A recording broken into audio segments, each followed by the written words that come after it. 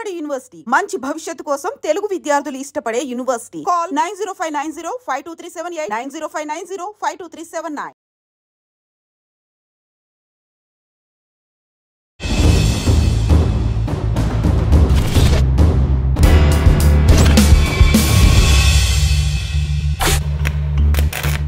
ఈ వారం మన గెస్ట్ ఇద్దరు దంపతులు. ఒకరు రాజారాం అలియాస్ బోయి నరేంద్రబాబు, తన సహచరిణి నిర్మలక్క అలియాస్ పద్మక్క.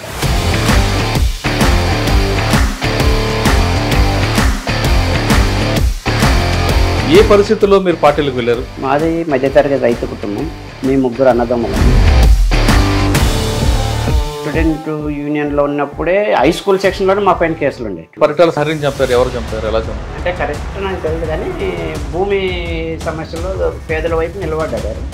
అక్కడ ఆర్కే గారు చర్చలకు వచ్చే వరకు చాలా మందికి నక్సలైట్లు అంటే వీళ్ళు చంపడము, పేల్చడము. నక్సలైట్ ఉద్యమంలో పోలీసు వాళ్ళు అనేటువంటి వాళ్ళు టార్గెట్ వ్యక్తిగా ఎక్కడా కాలేదు. మీరు ఎందుకు అటువైపు అంటే కమ్యూనిస్ట్ భావాలతో వెళ్ళారా? ఆ కమ్యూనిస్ట్ కుటుంబంలో పుట్టినందుకు వెళ్ళారు? అంటే నాకు మా అమ్మ వాళ్ళకి పెళ్లి కాకముందు నుంచి కూడా మా తాత ఒక కమ్యూనిస్ట్. మా ఇంట్లో ఎప్పటికీ కూడా దేవుడు భక్తి అనేది ఉండదు. మనం నమ్మాల్సింది మనిషిని, నిజాయితీని. మీ గోల్ ఏంటి అప్పుడు? అంటే రాజకీయ నాయకులకు సలాం కొట్టేవాళ్ళు, వాళ్ళు మిమ్మల్ని సలాం కొట్టేవాళ్ళు. ఎందుకంటే మా భయంతో మేము వచ్చి ఏం చేస్తాము అనేటువంటి. ఇన్ని పార్టీల్లో ఎక్కడ హింస జరగలేదా సార్? వంగవీటి మోహన్ రంగారావు చంపినప్పుడు, హత్య జరిగినప్పుడు ఎంత జరిగింది? పరిటాల రవిని హత్య జరిగినప్పుడు ఎన్ని బస్సులు కాల్చినారు, ఎన్ని మర్డర్లు, ఇవన్నీ జరిగినారు. మరి ఏ పార్టీనన్నా బ్యాన్ చేసినారని. హింస కొనసాగుతుంది. హింసకు హింసే అదే ఎదురగ్గి. ఫస్ట్ ఎన్కౌంటర్ ఎక్కడ జరిగింది? మిస్ అవ్వడం. మరి రాష్ట్ర వ్యాప్తంగా పార్టీ పిలుపు మేరకు కరువుదాడం జరుగుతుంది. అట్లే టప్పట్లే ర్యాపిడ్ ఫైరింగ్ సౌండ్ కట్లే లేసేసింది. ఎక్కడ కాల్పులు జరగాలో, ఎక్కడ ఏం జరుగుతుందో దిక్క తెలుస్తాను. అంటే పరిస్థితి అంటే ఒక్కటేసారి ముక్కుమ్మడి దాడి అంటాడు. నా నా నా నా ఇట్లా ఇట్లా ఇట్లా ఇట్లా అని చెప్తారంటే నాకు బుల్లెట్ వెనక వచ్చేసి చూడగలిసి దొరలుకుంటా నుంచి పాపుకుంటా అట్లా వస్తుంది. అలా మీరు అనంతపూర్లో పనిచేశారు కదా, మరి పరిటాల రవి గారు ఎప్పుడైనా ఎదురుపడ్డారా? శ్రీరాములు గారు రవిను ఈ కుటుంబంతో ఉన్నారు, కానీ ఆయన ఇంటర్వ్యూలో చెప్పారు నాకు పార్టీతో సంబంధం లేదని. పరిటాల రవి చెప్పాడు. వాస్తవంగా కూడా. కానీ అప్పట్లో ప్రచారం ఏంటంటే పార్టీ పరిటాల రవి గారికి వాళ్ళ బెదిరింపు భయపడి పనిచేస్తుందని. పార్టీ ఎందుకు భయపడతారు? ఎన్కౌంటర్గా భయపడతారు. పార్టీకి వస్తేనే సంపతారు అనేటువంటి తెలిసి వచ్చింది. అంటే పోలీసులు చంపడం కన్నా చాలా క్రూరంగా ఉండేది పరిటాల రవి ట్రీట్మెంట్. అది ఇంపార్టెంట్. పరిటాల రవి కుటుంబం గతాన్ని చూసి భయపడింది. పరిటాల రవి అనే ఆయన 1000 కోట్లు సంపాదించి ఎవరికి ఇచ్చినాడు అనేటువంటిది క్వశ్చన్ వేసినారు కదా. రోజు కరపత్రాలు పంచినారు కదా పార్టీ. ఆ బుక్ చూసిన తర్వాత స్టీఫెన్ గారు ఏమన్నారు? అడిగాడు, ఏంది గుంచుగాడంటే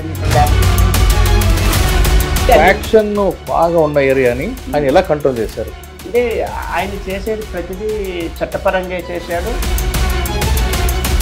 నేను దగ్గర నుంచి చూసిన, నేను అంతకుముందు నేను కలవకముందు చూసిన స్టీఫెన్ రవీందర్కి నేను కలిసిన తర్వాత ఆయన వరే మంచిదే కదా అనేటువంటిది. ఎందుకంటే ఒక అధికార పార్టీలో గుండాయిజం చేసేవాళ్ళు వీళ్ళందరినీ నక్సలైట్లు భయపడిచ్చేవాళ్ళు.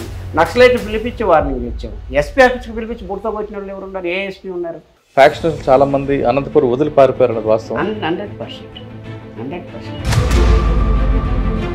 మీరు జిల్లా అవుట్ సైడ్ ఏమన్నా చేసుకోండి, నేను జిల్లాకి ఎస్పీ, నేనే పాస్. అంటే మీకు మిమ్మల్ని నమ్ముకొని మీకు సపోర్ట్ మద్దతు ఇచ్చిన అందరూ కూడా బయటపడేశారు కేసులు. ఇప్పుడు కూడా నా నక్సలైట్ల కేసులు నాది ఇట్లా అంటుండవు. మీరు నక్సలైట్లు 6 బస్సుల్లో తీసుకుపోయినా రాజశేఖర్. ఆయన రాజశేఖర్ రెడ్డి పిలిచి నేను ఒక చేతులు ఎత్తి మొక్కాలంటే పీపుల్స్ వారే. నాకు ఏదైనా నమ్మకం ఉందంటే నక్సలైట్ ఉంటుంది. ఈ ఉద్యమే నన్ను నిలబెట్టింది. ఈరోజు మీరు వచ్చి ఇంటర్వ్యూ చేసిన నక్సలైటే, ఈరోజు నేను ఏడున్నా కూడా నక్సలైట్. ఈ లైట్ లేకపోతే నేను ట్యూబ్ లైట్ బర్నైన్ లైటే కదా.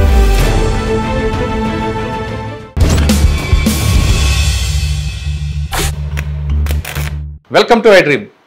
గతంలో గ్రామాల్లో ఉన్న పరిస్థితుల ప్రభావంతోనో లేదా భావజాల ప్రభావంతోనో కొంతమంది యువకులు అడుగుబాటు పెట్టారు. అడుగులో వెళ్ళి అక్కడ పేద ప్రజల అభివృద్ధి కోసం నిరంతరం కృషి చేసేవారు. వాళ్ళు చేసే పని వల్ల ప్రభుత్వాల కిందకు వచ్చి పేద ప్రజలకి మౌలిక సదుపాయాలు కల్పించాయి అనే విషయంలో ఎలాంటి సందేశం లేదు. ఆ విధంగా వాళ్ళు కృషి చేయబట్టే ప్రభుత్వాల కిందకు దిగాయి. ఆ విధంగా అడవిలో ఉన్న వాళ్ళు కొంతకాలం తర్వాత వ్యక్తిగత కారణాలతోనూ లేదా పార్టీల విభేదాలతోనూ లేదా మరో ఇతర సమస్యలతోనూ జనజీవన స్రవంతులు కలిశారు. ఆ విధంగా కలిసిన వారిని పరిచయం చేసే ఈ కార్యక్రమంలో ఈ వారం మన గెస్టు ఇద్దరు దంపతులు. ఒకరు రాజారాం అలియాస్ బోయి నరేంద్రబాబు, మరొకరు తన సహచరిణి నిర్మలక్క అలియాస్ పద్మక్క. రాజారాం అన్నైతే దాదాపు ఒక 92 నుంచి 2005 వరకు అక్కడే ఉన్నారు. అక్క కూడా 5 సంవత్సరాలు పనిచేశారు. ఎటువంటి పరిస్థితుల్లో వాళ్ళ ప్రభావం అందులోకి వెళ్ళారనే విషయం వాళ్ళని తెలుసుకున్నాం. అయితే ఇందులో రాజారాం అన్న బుక్స్ చదివి 6వ క్లాస్ నుంచే బుక్స్ చదివి అటువైపు వెళితే అక్క వాళ్ళ కుటుంబంలో నుంచి చూసి పెరిగి అటువైపు వెళ్ళారు. వీళ్ళిద్దరూ వీరు వేరే వేరే కారణాలతో పార్టీలకు వెళ్ళినా పార్టీ మాత్రం ఇద్దరిని కలిపి ఒక దంపతులు చేసింది. వాళ్ళు పార్టీలకు వెళ్ళిన తర్వాత పేద ప్రజల కోసం ఏం చేశారు, ఎందుకు బయటకు వచ్చారు. సాధారణంగా బయటకు వచ్చిన మాజీ నక్సలు అందరూ కూడా దందాలు చేస్తుంటే వీళ్ళు మాత్రం ఆ కోవను ఎంచుకోకుండా మాజీలందరికీ ఒక సంఘంగా ఏర్పాటు చేసి ధరణి అనే ఒక సంస్థను ఏర్పాటు చేశారు. మాజీలందరికీ భూములు ఇప్పించడంతో పాటు వాళ్ళకి ఆర్థికంగా అన్ని ఆదుకోవడానికి ఒక ధరణి సంఘం పెట్టి వాళ్ళకి ఇప్పటికీ కృషి చేస్తున్నారు. అందరూ కాదు, కొంతమంది దందాలు చేయకుండా ఈయన ఈ కోవ ఎందుకు ఎంచుకున్నారు, అసలు ఎందుకు అటువైపు వెళ్ళారు విషయాన్ని వాళ్ళిద్దరిని తెలుసుకున్నారు. అన్న నమస్తే, అక్క నమస్తే. రాజారాం అన్న నమస్తే. అనగానే మీ గురించి గతంలో ఈ అనంతపురంలో పనిచేసిన ఒక ఆఫీసర్ బాగా చెప్పారు. ఇక్కడ పనిచేసి వెళ్ళిపోయిన ఎస్పీ గారు, అంటే మీకు ఇప్పుడు రివీల్ చేస్తున్నా, పేరు చెప్పకూడదు నేను. సాధారణంగా అన్నలు అనగానే అందరూ తుపాకులు పట్టుకొని తిరుగుతారు, ఏదో చేస్తారు, సెటిల్మెంట్ చేస్తారు అనుకుంటారు. కానీ రాజారాం అని మా దగ్గర అనంతపూర్లో ఒక ఆయన ఉన్నారు.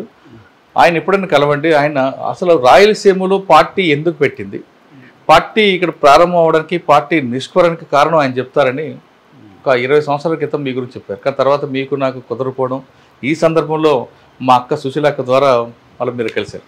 ఎస్పీ గారు అంటే నాకు తెలిసి మీరు పేరు చెప్పలేదేమో, నేను చెప్పమంటే చెప్తా. నేను చెప్తా తర్వాత. అయితే అటువంటి పరిస్థితి, అంటే పోలీస్ ఆఫీసర్ కూడా మిమ్మల్ని మెచ్చుకున్నారంటే మీరు నమ్ముకున్న సిద్ధాంతం ఎక్కడ దారి తప్పకుండా ప్రజల కోసం వెళ్ళారు కాబట్టి పోలీసులు కూడా మిమ్మల్ని లైక్ చేశారు. సాధారణంగా పోలీసులు నక్సల్స్ కంటే పడదు, కానీ మిమ్మల్ని మాత్రం ఆ కోవలో చూడలేదు. అయితే సరే, మనం అసలు విషయానికి వస్తే ఏ పరిస్థితుల్లో మీరు పార్టీలకు వెళ్ళారు, వెళ్ళేటప్పటికి ఇక్కడ మీరు వెళ్ళే ప్రాంతంలో పరిస్థితులు ఉంటుంది, వెళ్ళిన తర్వాత మీరు అనుకున్న లక్ష్యం నెరవేరిందా లేదా, ఫస్ట్ మీరు చెప్పండి. ఏ పరిస్థితులు అంటే, నేను మీ కుటుంబం మీ నేపథ్యం అని చెప్పండి. మాది మధ్యతరగతి రైతు కుటుంబం. మేము 3 అన్నదమ్ములము. మా నాన్న వ్యవసాయం చేసేవాళ్ళు, మాకు బాగా భూములు ఉండేటివి, అంత వ్యవసాయం, ఇప్పటికీ వ్యవసాయ కుటుంబమే.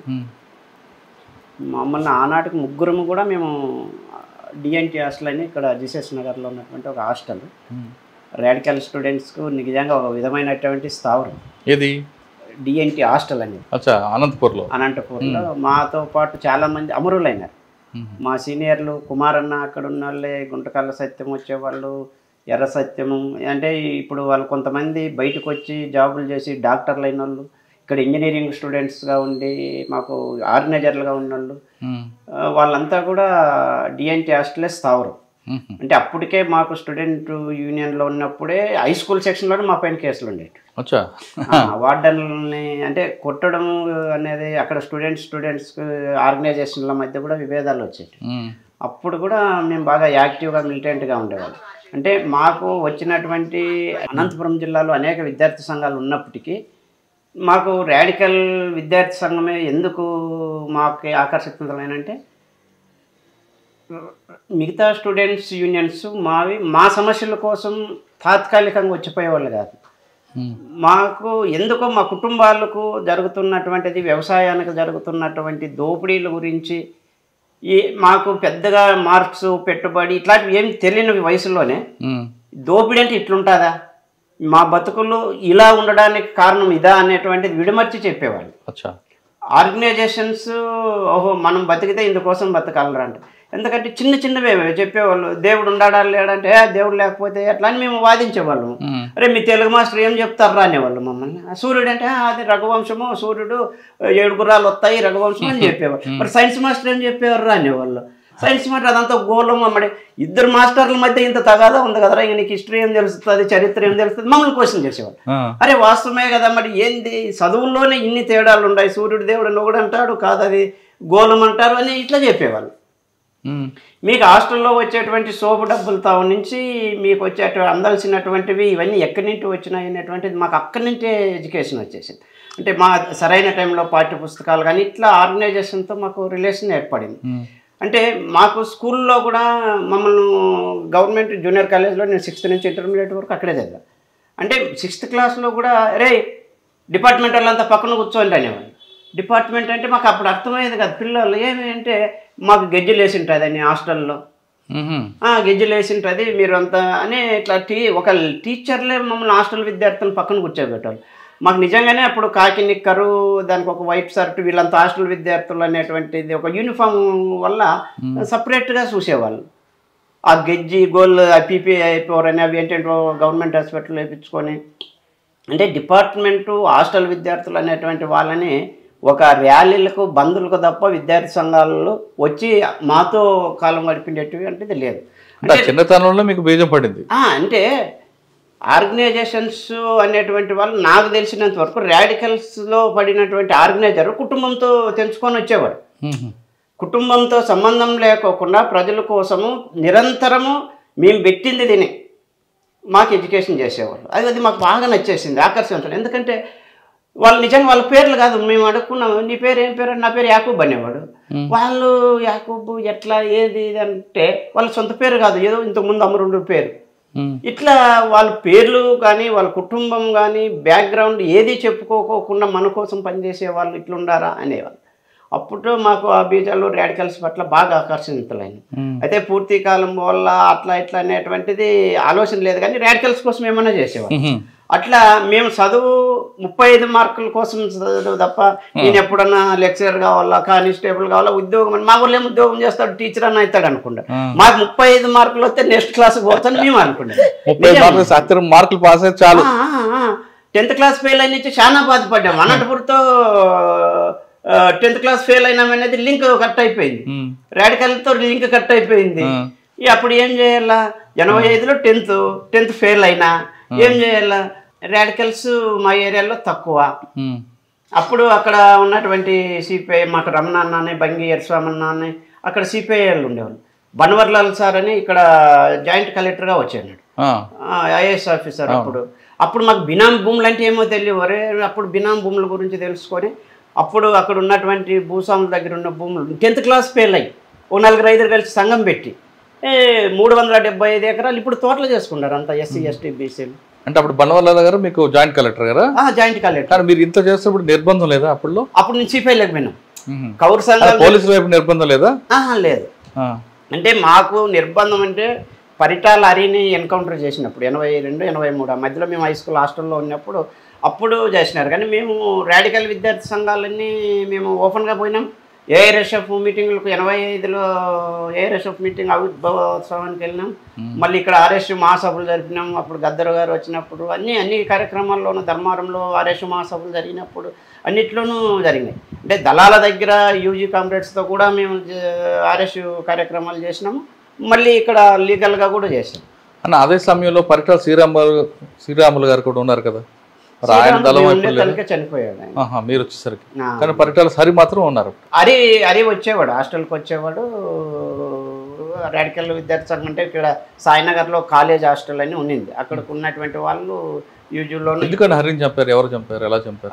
చరిత్ర ఒకసారి చెప్పండి. అంటే కరెక్ట్ నాకు తెలియదు, కానీ భూమి సమస్యలో పేదల వైపు నిలబడ్డాడు హరి. అక్కడ ఏదో ఎన్కౌంటర్ జరిపినాడు, అక్కడ పోలీసు వాళ్ళతో చేయించినారు అక్కడ అనేటువంటిది ఒకటి ఉంది. పూర్తి వివరాలు చిన్న వయసు కదా, మరి కూడా అంత పెద్దగా దాని గురించి ఏమి తెలియదు. అంటే మీకు 6వ క్లాస్ నుంచే మీకు మైండ్లో బీజం పడింది, అది 10వ క్లాస్ వరకు కొనసాగింది. 10 తర్వాత దళంతో ఇప్పుడు మీకు సంబంధాలు ఏర్పడ్డాయి. అంటే 10 అక్కడ భూములు పంచుతున్న రాడికల్ నాయకత్వం కింద ఇక్కడ ఆర్గనైజర్లు అంతా మా సీనియర్లు జూనియర్లు ఇక్కడ ఉన్నారు. నేను 10th ఫెయిల్ అయిన తర్వాత అక్కడ అయిపోయిన నుంచి మళ్ళా మా వాళ్ళు ఎట్లన్నా చదివేయాలని యుద్ధం చేసి 4 ఏళ్ళకో 5 ఏళ్ళకో దాన్ని 10th కంప్లీట్ చేసుకొని మళ్ళీ ఇక్కడ ఆర్ఎస్లో కాలేజ్ చేరడం ఆర్ఎస్యూ కోసమే. మేము చదివి కన్నా 35 మార్కులు కాపీరేట్ మస్గా కొట్టినాము. ఏదో ఒకటి క్లాస్ టు క్లాస్ మారాలా అంతే. అందులో నాకు అటాచ్మెంట్ మా అత్తతో బాగుండేది. నాకు పిల్లప్పుడే మా అమ్మ చనిపోయింది. నన్ను పెంచుకున్న తల్లి నేను కనపల్లి గదిలో రాసిన ఆమె గురించి మా అమ్మ చనిపోయిన తర్వాత మా అత్తే నన్ను పెంచి పెద్ద చేసి పిల్లలని మా అమ్మాయి కన్నా ఎక్కువ అండి. ఆమెని అటాచ్మెంట్ ద్వారా కొద్దిగా యూజీకి పోలేకపోయా. ఇక్కడ మా జిల్లా మీకు రాడికల్స్ సంబంధాలు కొనసాగుతున్నా దళంతో ఎప్పుడు మీకు పరిచయం ఏర్పడింది? దళాలు ముందు నుంచి ఉన్నాయి పరిచయం. నేను పూర్తిగా దళాలు లేకపోవాలన్నా కూడా తీసుకోలే.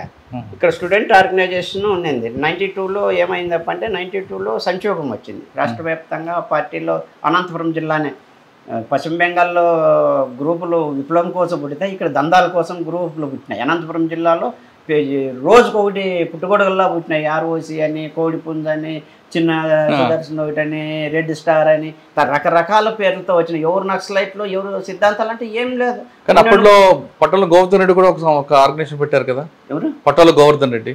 ఎవరు వాళ్ళ పేర్లే తెలియదు. వాళ్ళది దందా జరగాలంటే నక్సలైట్. ఓకే. కొంతమంది ఇట్లా రగ్గ కప్పుకొని పొగ్గొట్టాలు పెట్టుకొని, పొగ్గొట్టమంటే ఇట్లా పైపు ఉంటుంది, ఆ పట్టుకుని అన్నలు వచ్చినారు అని చందాలు వసూలు చేసిన వాళ్ళు ఉన్నారు. మేము అట్లా ఒకవైపు ఏమో ఐడియాలతో కొంతమంది ఉంటారు, భావజాల ప్రభావంతో, కొంతమంది ఆ ముసుగులో దందాలు. అంటే నక్సలైట్లు ఇప్పుడు చర్చిలకు వచ్చే వరకు, ఆర్కే గారు చర్చిలకు వచ్చే వరకు చాలా మందికి నక్సలైట్లు అంటే వీళ్ళు చంపడము, పేల్చడము అనేటువంటి ఒక దుష్ప్రచారం జరిగింది. అంటే మీడియా కావచ్చు, సారీ మీరేమనుకోవద్దండి, బయట ఉన్నటువంటి ఈ భావజాలన్నీ కూడా నక్సలైట్లు అంటే వీళ్ళు ఏదో దొంగతనాలు చేస్తారు, మర్డర్లు చేస్తారు. విప్లవం నీకు టీవీ టవర్ వెళ్తే వస్తుందేమయ్యా, మైక్రో స్టేషన్ వెళ్తే వస్తుంది, ఇంతమంది పోలీసు వాళ్ళు మీకోసం పనిచేసే వాళ్ళు ఉంటే పోలీసు వాళ్ళని చంపుతారా అనేవాళ్ళు. అరే పోలీసు వాళ్ళని ఎందుకు చంపుతారు నక్సలైట్లు? ఇప్పుడు నేనున్నాను, నేను నక్సలైట్, నేను బజార్ అంటే నాకు స్టిక్కర్ ఉంది నక్సలైట్ అని, మరి పోలీసు వాళ్ళకి టోపీ ఉంటుంది, బెల్ట్ ఉంటుంది, మరి పోలీసు వాళ్ళని టపటపటపని వేయడం కాల్చినారన్నా?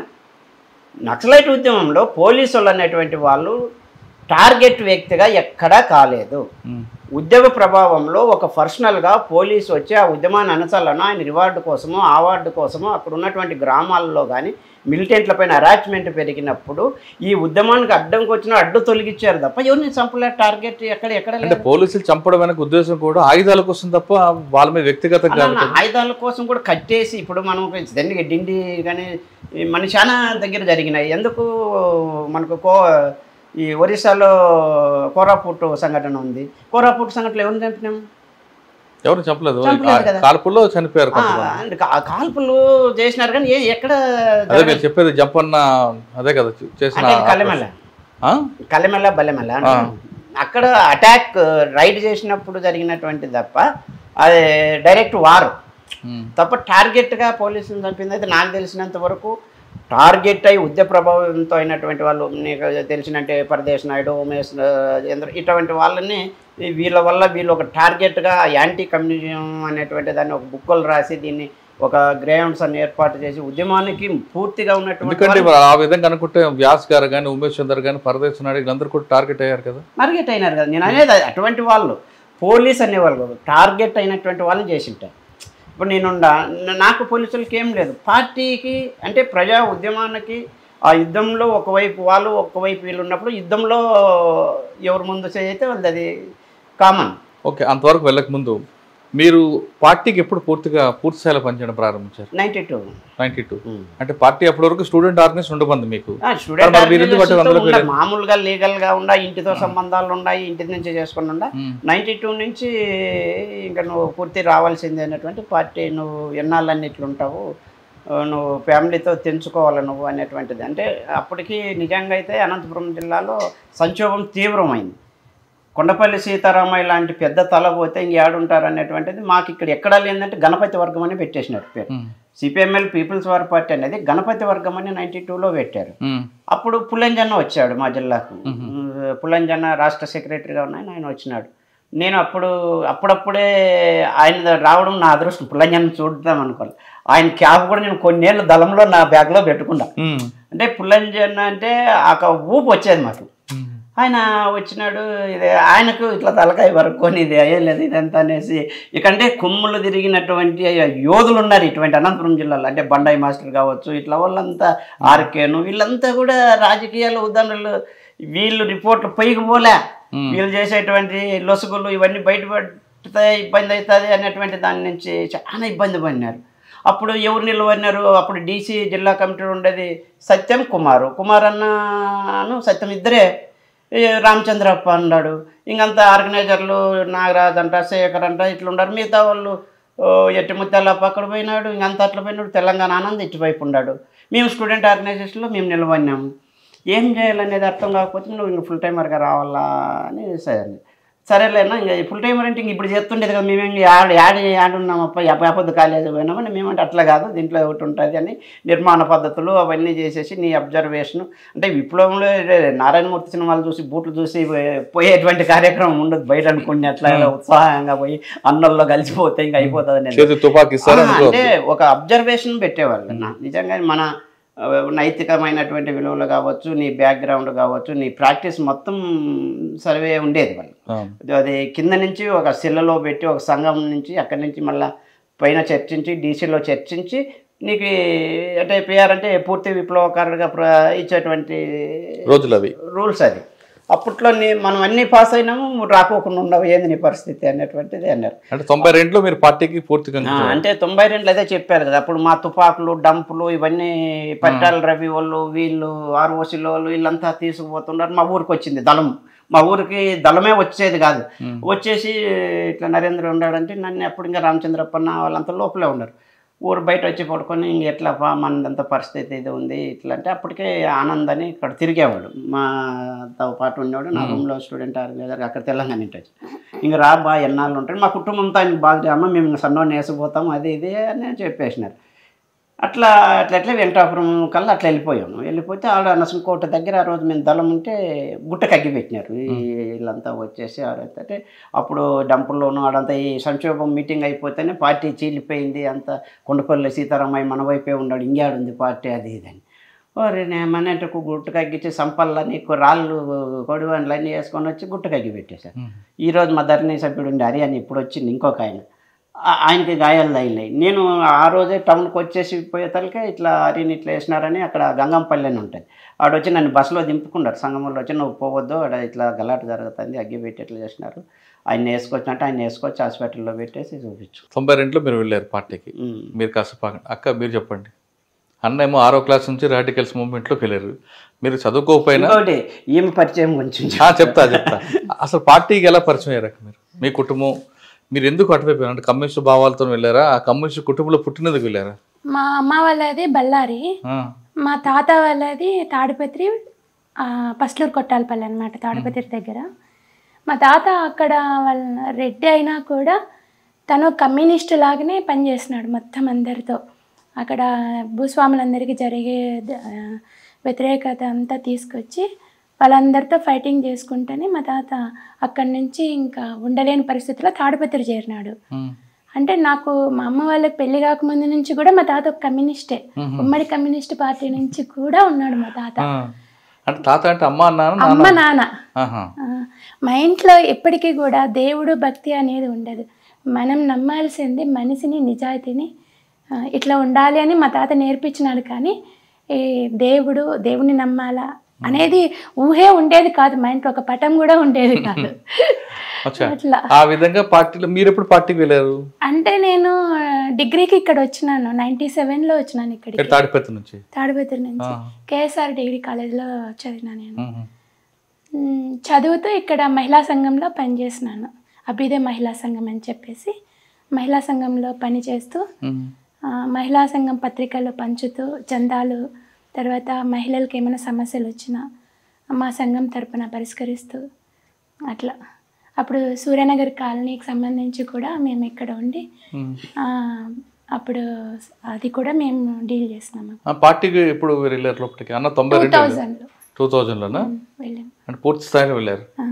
ఎవరు మీకు బాధ్యులు అప్పుడు? మాకు అప్పుడు ఇక్కడ సుజాత అని ఉండేది, తను జేఎన్టీలో, తను మహిళా సంఘం తనే. తర్వాత 2000 సంవత్సరం. అన్న మీరు చెప్పండి అన్న, 92లో ఒక పార్టీకి వెళ్ళారు, ఒక గుట్టధర ఫైరింగ్ తర్వాత మీరు అనుకున్న లక్ష్యం సాధించారు పార్టీలోకి వెళ్ళిన తర్వాత? 100% లక్ష్యం మేము ఉన్నంత వరకు కాదు. అంటే మీరు మీ గోల్ ఏంటి అప్పుడు? ఇప్పుడు మీరు ఆల్రెడీ భూస్వామ్య వ్యవస్థ ఇవన్నీ చూశారు కాబట్టి అటువైపు వెళ్ళారా, లేదా ముందు ప్రజలకి మౌలిక సదుపాయాలు కల్పించడం, రాజకీయ శిక్షణ తరగతులు ఇవ్వడం, రాజకీయ చైతన్యం చేయడం చేశారా? చైతన్యం ముఖ్యం. చైతన్యం ఇప్పుడు నన్ను ఇదే మాట సరెండర్ అయిన తర్వాత ద్వారకా తిరుమలరావు గారు ఆయన కాడ్మేలు వీళ్ళంతా వచ్చి అడిగినారు మేము సరెండర్ అయిన తర్వాత ఏమయ్యా రాజారాం ఎంతవరకు వచ్చింది మీ రాజ్యం ఎప్పుడు వస్తుందని యుద్ధం కొనసాగుతుంది కదా సార్ అన్న మరి దీర్ఘకాల యుద్ధం ఇది యుద్ధం కొనసాగుతుంది కదా అన్న మరి నువ్వేం వచ్చినావు అని నేను పిరికోడు సార్ పారి వచ్చినాను అంటేనే అప్పుడు ఫోన్ వచ్చింది అయ్యా మీ యుద్ధంలో మా వాడిని వేసేసినారు నర్సిరెడ్డి అని అప్పుడు ఆగస్టు 15వ తారీఖు ఆ రోజు నన్ను ఇంట్రాగేషన్ చేస్తాను వేసేసినారు వెళ్ళిపోతానని సార్ విప్లవం అనేటువంటిది కంటికి కనపడదు సార్ వాటర్ అనేటువంటి 100 డిగ్రీలు ఎంత వేడి చేస్తే వేడి కనిపిస్తుందో ఇప్పుడు మీ దాంట్లోనే మాకన్నా మీకే ఎక్కువ విప్లవం వచ్చింది మాకేమొచ్చిందండి ఎక్కడ సార్ మీరు పోలీసులను ఎప్పుడన్నా పేర్లు పెట్టి పిలిచినారా 307 104 ఇట్లా పెరిగేవాళ్ళు ఇటు ఓడుకుండే నిక్కర్లు ఫ్యాంట్లు వచ్చినాయి టుపు అనే మస్కట్లు ఏకేలు వచ్చినాయి ఇంత సౌకర్యం రాజకీయ నాయకులు మా నుంచి మీకు మర్యాద ఇచ్చినారు అవును అది వాస్తవం అది మా నుంచి మీకు మర్యాద ఇచ్చినారు లేకపోతే వాడు పిలిచి రైటా వాడు డిఎస్పీని అని తెలుదు ఎస్పీని తెలుదు మీ చదువు మీ గౌరవాన్ని బజార్లో పెట్టి తిట్టేవాళ్ళు అంటే రాజకీయ నాయకులకు సలాం కొట్టేవాళ్ళు వాళ్ళు మిమ్మల్ని సలాం కొట్టేవాళ్ళు ఎందుకంటే మా భయంతో మేము వచ్చి ఏం చేస్తాము అనేటువంటి దాంతో అది తిరుగుబాటు మాది అంటే ప్రజల పక్కన మేము నిలవండి అంటే ఎట్లా వస్తుంది విప్లవం మీరు అంతా హింసావాదులు మీరు రాజకీయాలు ఎంతైనా చెప్పండి మీరు పోయి బజార్లో చెప్పండి అంటే యాడ పెట్టుకొని ఇచ్చినారు సార్ మేము పుట్టుకతో తుపాకులు పట్టుకొని పోయినాం మా రాజకీయాలను మీరు బ్యాన్ చేసినారు కదండి అంత హింస చేస్తే ఎట్లా సార్ హింస అంటే ఏం సార్ అని హింస అంటే బస్సులు కాల్చడము ఫ్యాక్టరీలు పెంచడం వాడిని చంపడం వీడిని చంపడం అంటే ఇప్పుడు ఇన్ని పార్టీల్లో ఎక్కడ హింస జరగలేదా సార్ వంగవీటి మోహన్ రంగారావు చంపినప్పుడు హత్య జరిగినప్పుడు ఎంత జరిగింది పరిటాల రవిని హత్య జరిగినప్పుడు ఎన్ని బస్సులు కాల్చినారు ఎన్ని మర్డర్లు ఇవన్నీ జరిగినారు మరి ఏ పార్టీనన్నా బ్యాన్ చేసినారా మీరు రాజకీయాన్ని మీరు బ్యాన్ చేస్తున్నారు తప్ప హింసను కాదు సార్ మీరు హింస కొనసాగుతూ ఉంది హింసకు హింసే అదే ఎదురగ్గి అంటే డైవర్ట్ అవుతుంది అంటే అక్కడ అంటే అక్కడ జరిగినటువంటి దాంట్లో వాళ్ళు సరే మంచిదే కానీ నువ్వు మంచి పని చేసినావు అనేసి వాళ్ళు డ్రాప్ అయిపోయారు నన్ను అయితే డిస్టర్బ్ చేయలే అరే వీడు అప్పుడే ఒకసారి ఎన్కౌంటర్ నుంచి పోయి మళ్ళీ వెళ్ళిపోయినారు వీడు డిస్టర్బ్ చేయదని ఏం చెప్పుకున్నారో ఫస్ట్ అప్పుడు ఎన్కౌంటర్ డిస్టర్బ్ చేసినారు మళ్ళీ చేయలేదు ఫస్ట్ ఎన్కౌంటర్ ఎక్కడ జరిగింది మిస్ అవ్వడానికి 2000 ఎక్కడ ఇక్కడ ధర్మవరం దగ్గర కన్నంపల్లి ఎలా అంటే కన్నంపల్లి ఎన్కౌంటర్ కన్నా ముందు ఆగస్టు 2వ తారీఖు ఎన్కౌంటర్ జరిగింది అంతకన్నా ముందు మాకు ఈ ఉరుకొండ దగ్గర కరువు దాడి జరిగింది కరువు దాడి అప్పుడు మేమంతా ఆ రోజు ఏర్పాట్లు లారీలు ఇవన్నీ ఏర్పాటు చేసుకొని మొత్తం దాన్ని అంటే ఆ రోజు జూన్ జూలైలో మంచి కరువులు విత్తనాలు వేసుకునే టైంలో కరువుదాడులు రాష్ట్ర వ్యాప్తంగా పార్టీ పిలుపు మేరకు కరువుదాడులు జరుగుతున్నాయి మేము కూడా ఆ గోడౌన్ పైన చేయాలా ఊరు బయట ఉంటుంది అనేటువంటి దాంతో మేము దాన్ని ప్లాన్ చేసుకొని పోయిన తర్వాత అది ఊహించిన పరిణామం అంత జనాలు అంత రావడము చుట్టూరు మైన్స్ పెట్టడము లేడీస్ అంత గోడౌన్లో 10-15 లారీలు ట్రాక్టర్లు తీసుకొని రావడం పోలీసు వాళ్ళు అలర్ట్ కావడము ఇదంతా జరిగింది అంటే అప్పుడు బాగా పోలీసు వాళ్ళు ఫిస్టేజ్గా తీసుకున్నాం అట్లా మేము కూడా ట్రాక్టర్లో వెళ్ళేటప్పుడు మిలిటెంట్లు అనుకున్నారు మేమంతా శాల్వాలు కప్పుకొని ట్రాక్టర్లో పోతుంటే 407లో పోలీసు వాళ్ళు వచ్చేసి ముందర నిలబెట్టినారు అన్నారు అంటే మిలిటెంట్లు అనుకుంటారు దళం అనుకోవాలి మా ట్రాక్టర్ లైట్లు కనపడితే లైట్లు పడితే వాళ్ళ తుపాకులు మాకు అనిపిస్తాను నిజంగా మేము గ్రెనేడ్ వేసింటే రోజు బ్లాస్టే మాకు మేము ఆ ట్రాక్టర్ ఇట్లా క్రాస్ అయింది వాళ్ళు ఫైరింగ్ చేస్తున్నారు మేము ఫైరింగ్ చేస్తున్నాం వాళ్ళు అటుపోయినారు ఇటుపోయినారు వాళ్ళు పిస్టేజ్గా అయిపోయి మళ్ళీ ఏరే వర్గం ఎవరినొకరినాడ ఎన్కౌంటర్ చేసేసినారు అంజాల దగ్గర అది అంతా అయింది అప్పటి నుంచి బ్రహ్మాండమైనటువంటి నిర్బంధం పెరిగింది ఎట్లా చూసినా పోలీసులు అదంతా జరుగుతూ వచ్చింది మేము అటు సైడ్ నుంచి ఇటు సైడ్ జిల్లా మీటింగ్లు రాష్ట్ర కార్యక్రమాలు వచ్చినాయి ఆ దళం నుంచి ఇట్లా వస్తూ ఉన్నాం వచ్చేటప్పుడు ఏమైందప్పంటే ఈ జూలై 28 అమరవీరుల సంస్మరణ సభలు ఒక 1 వీక్ జరుగుతాయి ఒక వారం పాటు జరుగుతాయి అట్లా మా నుంచి విడిపోయి పక్కన ఉన్నటువంటి ఆనంద్ ఎటముతెల్లపు గ్రూప్లో ఉన్నటువంటి వాళ్ళు ఆయన అక్కడ మా పార్టీలో ఉన్నప్పుడు అదే ఏరియాలో షెల్టర్ తీసుకునేవాడు ఎక్కడ కన్నంపల్లి దగ్గర వాళ్ళ కోసం పోలీసు వాళ్ళు తిరుగుతున్నారు కుంబింగ్లో అటాక్ చేసేకి ఏదో ప్లాన్లో ఉన్నారు మేము ఏమైనా ఇక్కడి నుంచి ఈ ఉరుకొండ ఏరియా నుంచి మధ్యలో పోతూ ఒకరోజు ఆగినాం ఆగి ట్రాక్టర్ ఏరియా వాళ్ళు తీసుకొని పోతే ట్రాక్టర్ మధ్యలో చెడిపోయింది తెల్లవారుజాము చెడిపోతే ఇంకా ఆ రోజు డేట్ టైం మా ఏరియాలో ప్లైన్ ఏరియా కదా మేము జర్నీ చేయలేక ఆగిపోయింది ఆ రోజే రాజ్ కుమార్ కూడా కిడ్నాప్ హీరప్ప చెరుకూరు రాజ్ కుమారా సినీ యాక్టర్ మన బెంగళూరులో రేడియోలో విన్నాము, మేము అక్కడే ఉన్నాం మరి అంటే గుర్తు కోసం. మళ్ళీ రోజు మేము అక్కడి నుంచి మా ఒక మహిళా కామ్రేడ్కు ఆమె ఇంటర్వ్యూ తీసుకున్నా ఉంది. ఆమె కడుపున వస్తుందంటే ఎద్దుల బండి తీసుకొని నైట్ తెల్లవారుజామున పోయినాం. అంటే బండి స్పాట్ వరకు పోదు కదా అనేటువంటి దాంతో మేము ఇంకో 2 విలేజ్లు ముందే ఇడిచేసి నడుచుకుంటూ పోయినాం. పోతే అప్పుడేమైంది, తెల్లవారుజామున అంతా ఈ పందుల కోసం కరెంట్ ఇడ్చుంటారు. వాళ్ళకి మా వేసాధారణ అంతా చూసి పోలీసు వాళ్ళన్నా తిరుగుతారా నల్లన్నా తిరుగుతారు వీళ్ళు అనేసి, అన్న జాగ్రత్తలో కరెంట్ ఇడిచినామని వాళ్ళు మాకే చెప్తుంది. అరే అట్లా కొండ అట్లా పోయే తప్పులకే ఇంకంతలేక వేరే తెల్లగా అవుతుందని తొందరగా అక్కడ మామూలుగా మేము షెల్టర్ తీసుకునేది శారదమ్మ అని ఒక గోరి ఉంటుంది, ఆ ఊరికి కొండకు ఆనుకొని అక్కడికి పోవాలని పోయినాం. ఇంకా దూరంగానే మాకు మనుషులు తారాసు పడినారు. ఇట్లా మాకు పైలట్ ఏం చెప్పినారు, పైలట్ అది ఎవరు పారాడుతున్నట్లంటే అట్లా పందల కావులు వచ్చింటారు లేదా ఇంటికి పోయింటారు కామ్రేడ్ అని కదిలినాం.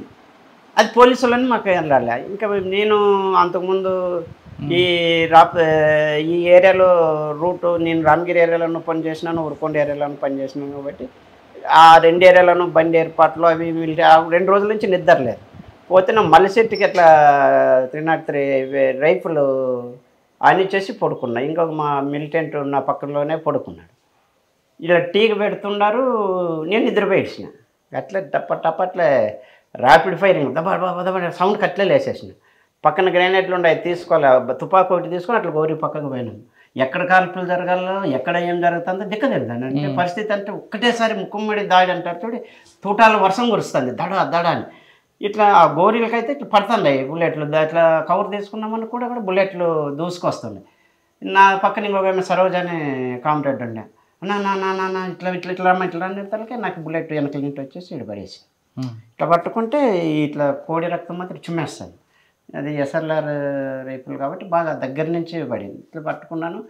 అన్నా అంటే అమ్మ నువ్వు వెళ్ళిపో అని ఊరు దగ్గరే ఉంటుంది, నువ్వు వెళ్ళిపో కంప్లీట్ అని చెప్పేసి నేను అటు నుంచి ఇట్లా కొద్దిగా ఒక 50 అడుగుల దూరం అట్లా పోయి గుట్ట ఉంటుందని ఆ గుట్ట దగ్గర పడేసి ఇట్లా చూస్తే అప్పటికే ఇట్లా చూస్తే ఆ జొన్న చేను ఉంటుంది, ఆ చేనులో కోసినారు, గూర్లు వేసినారు.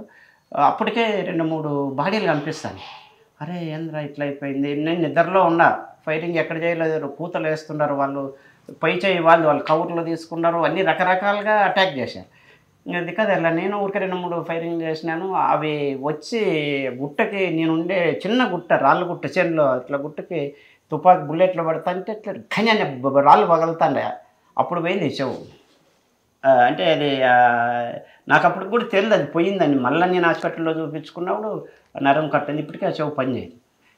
ఈ రక్తం అయితే ఇట్లా కారుతుంది. నేను ఎంతో మెడిసిన్ నేనే దళం డాక్టరు టీచర్ అన్ని సర్వం నేనే అనుకో. అప్పుడు మన దగ్గర ఏముంది, చిన్న మెడికల్ బాక్సులు పెట్టేవాళ్ళం. అంటే దాంట్లో బ్లీడింగ్ కాకుండా రివిష్ అనే ఒక ఇంజక్షన్ ఉంటుంది. అది ఒక ఇంజక్షను, ఇది యాంప్సిలిన్, డైక్లోఫెనాక్, పైన్ కిల్లర్లు అవి ఇవన్నీ ఉండేటివి. ఇంకా మనం ఏం చేయాలి, ఇట్లా పట్టుకొని తీస్తే ఈ పక్క కన్నా అరిచే ఎంత పడితే అంత పోయేటట్లు ఉంది బొక్క. రక్తం ఇట్లా కారుతూ ఉంది. అప్పటిదాకా మన దగ్గర కాటన్ ఉండింది. ఆ కాటను ఒక రివిష్ ఇంజక్షన్ కొట్టి దాని మీద పోసేసి ఉండే కాటన్ అంతా దాని మీద పెట్టి, మాకు కట్ షిప్లు అంటే అప్పుడు లుంగీలు చింత కట్టుకుంటాడు, ప్యాంటు 4 జేబులు ఉంటాయి కదా మాకు, అది దాన్ని బిర్రగా కట్టేసేసి దాన్ని ప్యాంట్ అట్లా వేసుకొని ఇచ్చిన. సరే ఏమవుతుందని ఇట్లా చూస్తే కూతలు వేస్తున్నారు. ఇంక పరిస్థితి చాలా ఉంది. ఇక్కడ నుంచి కిల్లింగ్ రేంజ్ దాటాలా, ఇక్కడ నుంచి మనం ఏ విధంగా మనం ముందుకు వెళ్ళాలనేటువంటి దాంతో అనుకుంటాం. మొత్తం అన్నీ చూసుకుంటే ఏమన్నా లెటర్స్ ఏమన్నా ఇంపార్టెంట్ ఏమన్నా అంటే దాని కింద పెట్టినా. మన దగ్గర 200-300 ఉండే క్యాష్ కూడా ఇంకా నేను డిసైడ్ అయ్యాను. ఈ పొద్దుగానే ఇంకొద్దిసేపు అయినా కూడా నేను చంపేస్తారనేటువంటి దాంతో ఫిక్స్ అయిన ఏం కావాలో నా దగ్గర ఉండేటువంటిది ఏమీ ఆనవాళ్ళు దొరకకూడదు, వెపన్ అందియకూడదు, ఇదొక్కటే టార్గెట్, ప్రాణం అయితే పోతుంది అనేటువంటి దాంతో ఆ ఉండేటివన్నీ కూడా రాయితీ కింద పెట్టి గుట్లో బూడ్చేసినాను. ఈ శనక్కాయ వేరుశనగ వేసేటివి ఇట్లా సాలు ఉంటాయి, ఆ సాలలోకి వెపన్ పెట్టేసిన, మట్టి అంతా కప్పేసిన. ఇంక వెపన్ ఇంకా భూమిపుత్రుడు భూమికి అంతించడం అనేటువంటిది కప్పేసిన. తూటాలు మాలు చేసి గుట్లకి అదొక దగ్గర ఇదొక దగ్గర సెట్లకి వేసేసేసి ఇంకా క్రావెలింగ్స్లో మెల్లిగా పోతూ ఉన్నాం. అంటే క్రావెలింగ్ దొప్పుకుంటా ఇవన్నీ అవే గాయాలు పోతుంటే ఆ పక్కన మెట్ల గుంటుకులన్నీ బాస్తూ ఉంటారు. అయ్యాలు అప్పుడే 1 గంట తర్వాత ఇట్లా కనపడొచ్చినారు. అన్నాను ఇట్లా అన్నాను. వాళ్ళు చూసినారు ఆ రక్తము అదంతా చూసి వాడిని అనేసి వాడు నా దగ్గరికి రాలే భయపడి వెళ్ళిపోయినాడు. వెళ్ళిపోతే సరే మన ఏరియా కూడా కాదు, మన సంఘాలు ఉన్నటువంటి వాళ్ళు అయితే ధైర్యంగా ఉంటారని అట్లే దొర్లుకుంటారు కొంచెం పాక్కుంటా అట్లా వస్తున్నాం. వస్తే ఈ మట్టి కట్టలు వేసి ఉంటారు. ఈ మట్టి కట్టలలో నుంచి ఇట్లా పైన నుండి కాడ తగలుతానని ఇట్లా ఇట్లా పెరిగి టక్కున పోతున్నాయి. ఆ గుంతలో ఆ పక్క కంపులు ఉన్నాయి అన్నీ. ఆ కంపులు పడిపోయినాయి. ఆ కంపులన్నీ ఇరుక్కొని ముళ్ళన్నీ ఇరిగి అవి తీసేసుకుంటా అట్లా దోక్కుంటా అట్లా వచ్చేతలకి అప్పుడే ఈమె నాన్ని చూసిన పోయిన సరోజు ఊర్లో చెప్పింది, ఇట్లా రాజారాంకి బుల్లెట్ తగిలింది అని చెప్పినారు. ఎవరు చెప్పారు? నాతో పాటు గోరి దగ్గర ఉంది కదా ఆమె సరోజాని, ఆమె పోయి ఊర్లో చెప్పింది. ఆడ ఊర్లో అంటే ఆమె బట్టలు ఇడిచేసి పొమ్మన్నా, ఎందుకంటే యూనిఫామ్తో అంటే అట్లా పోయి వాళ్ళు ఊర్లో బట్టలు ఇచ్చినారు. ఆ బట్టలు తీసుకొని పోయి మళ్ళీ టౌన్లో ఎవరో తెలిసిన వాళ్ళకి చెప్పేసి ఇట్లా రాజారాంకి బుల్లెట్ తగిలింది, అది ఇది కొంతమంది చనిపోయినారని చెప్పింది. ఆమె ఎస్కేప్ అయింది. ఊర్లో వాళ్ళు మిద్దెలెక్కి చూస్తుంటారు నన్ను, ఇట్లా ఇలా అలా పిలుస్తుంటారు రా రా రా రా అని. ఇంకా నేను అట్లే దొక్కుంటా పోతున్నా. నా దారేంటి నా పక్కనే, నేను గుంతల్లో ఉన్నాడు పక్కనే ఇట్లా పోలీసు వాళ్ళు కూతురు వేసుకుంటూ పోతున్నారు. నేను చూడలే, గమనించుంటే సింగిల్ షాట్ అయిపోయింది. అది వాళ్ళు చూడలే. నేను క్రావెలింగ్స్ అంటే ఆ రోజు మనం నేర్చినటువంటి మిలిటరీ అనేటువంటి ఏదైతే ఉందో ప్రాక్టీస్, అవన్నీ చివరిసారిగా ప్రయోగం చేసినాం. చూద్దాం, పోరాడదాం, ఏముంది, ఒకసారి బతకొచ్చు కదా అనేటువంటి చాలా మనకు పౌరాలు గుట్ట ఎన్కౌంటర్లో అప్పుడు జరిగినటువంటి అవన్నీ మేము క్లాసుల్లో చెప్పేవాళ్ళం మిలిటెంట్లకు. ఇట్లా చూడి చివరి క్షణం వరకు పోరాడినారు అనేటువంటి నా నోటి నుంచి వీళ్ళందరికీ క్లాసులు చెప్పినాం. ఇట్లా చూడే ఆ యొక్క ఇట్లా చేసిన భాగ్య కానీ ఇట్లా అంతా చెప్పుకుంటున్నారు. ఈరోజు నేనెందుకు చేయకూడదు, ప్రయత్నం చేద్దాం, కమ్యూనిస్టులో ఇది చివరి వరకు ఆత్మహత్య కాదు కదా ఇది అనేటువంటిది అంతా పోయింది. పోతే కొద్ది దూరం పోయి నుంచి దాహం వేస్తుంది. చిన్న చెట్టు ఇట్లా ఉంటుంది, ఆ చెట్టు కింద అట్లా పడాను. ఇంకా దొరలడము చేత కాలి, అప్పటికే ఎండ విపరీతంగా వచ్చేసింది. అది చిన్న పొద మాదిరి ఉంటుంది. ఆడుంటే ఆ ఊర్లో నుంచి పనికి పోయే వాళ్ళు ఇద్దరు ఆడవాళ్ళు వచ్చినారు. ఇట్లా అక్క అని ఇట్లా పిలిస్తే వాళ్ళు ఇట్లా చూసేసి ఒబ్బో అనేసి వెళ్ళిపోయారు. సరేలే ఇంక మామూలే అనుకున్నాను నేను. అట్లే ఉన్నాను. మరి ఇంకొక ముసలామె ఒక చెంబు తీసుకొని వచ్చేసింది. చెంబుతో ఏదో మామూలుగా బయటికి పోయేటట్టుగా వచ్చేసింది. వచ్చి అక్కడ ఇక్కడ చూసుకుంటా, నాయన చుట్టూరు పోలీసు వాళ్ళు ఉన్నారు నాయన, నీ కోసం అంతా చూస్తున్నారు, తీసుకుపోతారు నాయన, నువ్వు ధైర్యంగా ఉండు నాయన అనేసి చెంబు నా దగ్గర పెట్టింది. దాంట్లో మజ్జిగి ముద్ద అంటే సంగటి కలిపినటువంటిది. ధైర్యంగా తాగినాయన తాగి అట్లే పెట్టుకోండి ఆయన చెంబి నాయన అని. ఎందుకంటే మళ్ళీ చెంబు ఎవరు ఇచ్చినారేమో అడుగుతారు, వాళ్ళ భయం వాళ్ళకు ఉంటుంది కదా.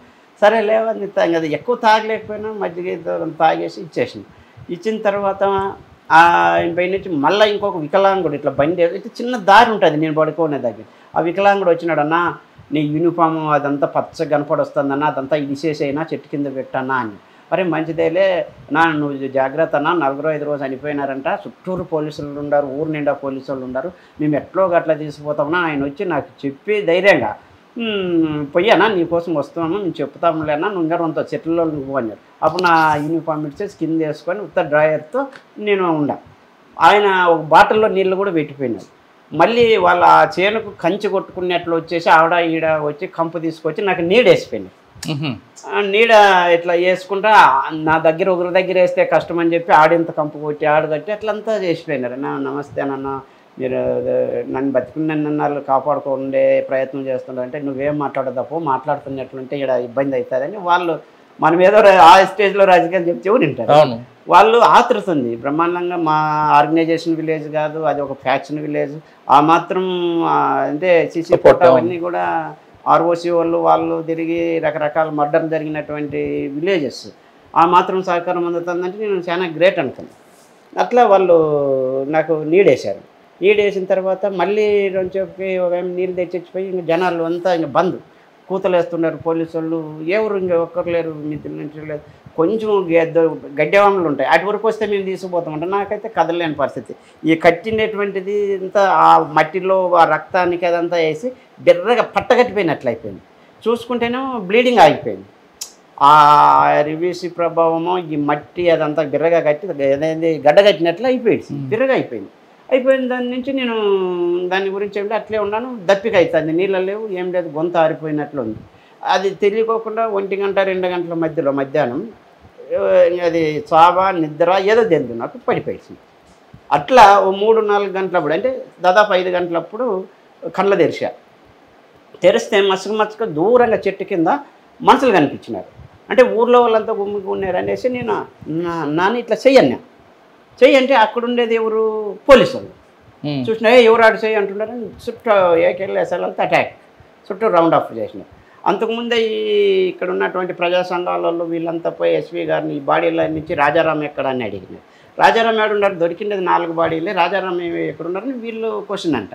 మనకు మళ్ళీ తెలిసిండేది ఏమీ లేదు, రాజారాం ఇక్కడ ఈమెపై చెప్పింది కదా, రాజారాం బుల్లెట్ అయింది, ఎవడో మీరు ఇంట్రాగేషన్ చేస్తున్నారు ఆయన అనేటువంటిది. వాళ్ళకి కనిపించలేదు కదా, శవాలు కనిపించినాయి, పోయిన వాళ్ళు ఏదో విధంగా వీళ్ళకి సమాచారం ఉంది, రాజారాం అన్నవాడు ఎక్కడున్నాడు అనేటువంటిది వాళ్ళు క్వశ్చన్ చేస్తున్నారు.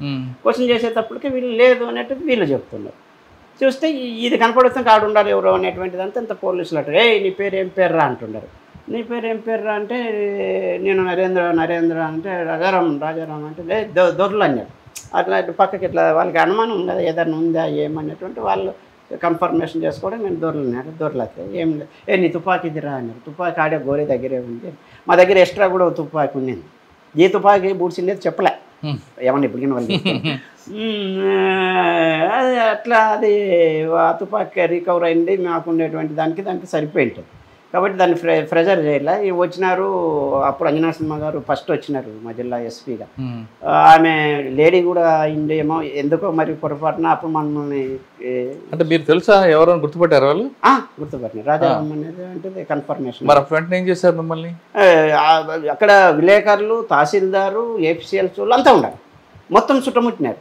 అంబులెన్స్ వచ్చింది, అంబులెన్స్ వచ్చేసి అంబులెన్స్ అప్పటికే నాకు మగదగా ఎక్కడ ఉంది. వాళ్ళు వైద్యం గురించి ఆలోచించారు, చెంపలు కూడా ఎవరు వచ్చింటారా ఏందో వాళ్ళ పని వాళ్ళదే, అంబులెన్స్ వాళ్ళు ఎత్తాలని వాళ్ళు చెప్పరా ఎవరు వచ్చినారు ఎవరు తెచ్చినారు వీళ్ళెవడు వాడేవాడు అని అడుగుతాను. నేను అప్పుడు భాస్కర్ అని నాకు బాగా క్లోజ్, భాస్కర్ ఉండేవాడు. భాస్కర్ చనిపోయినాడు కానీ భాస్కర్ చనిపోలేదు. భాస్కర్ జిల్లా మల్లికార్జున ఇట్లా అనుకుంటున్నాను, అట్లే సృహ కోల్పోతా ఉన్నాను. అట్లే తీసుకొచ్చినారు, ధర్మవరం తీసుకొచ్చిన తర్వాత అక్కడ నన్ను హాస్పిటల్లో బ్లడ్ ఎక్కించినారు. అప్పుడు కళ్ళ తెరిచి చూస్తే అప్పుడు ఇక్కడ లోకల్లో ఉన్నటువంటి లాయర్లు, నాకు పరిచయస్తులు, ప్రజా సంఘాలలో నాకు ఇరిగిన ముళ్ళు అవన్నీ తీసి నాకన్నా వాళ్ళు ఏడుస్తూ ఉండారు. అంటే వాళ్ళ కుటుంబాలతో బాగా సన్నిహిత సంబంధాలు, నేను స్టూడెంట్ ఆర్గనైజర్గా ఉన్నప్పుడు ఇక్కడ టౌన్లో ఉన్నటువంటి వాళ్ళు ప్రజా సంఘాలలో బాగా పరిచయస్తులు బాగా ఇబ్బంది పడినారు.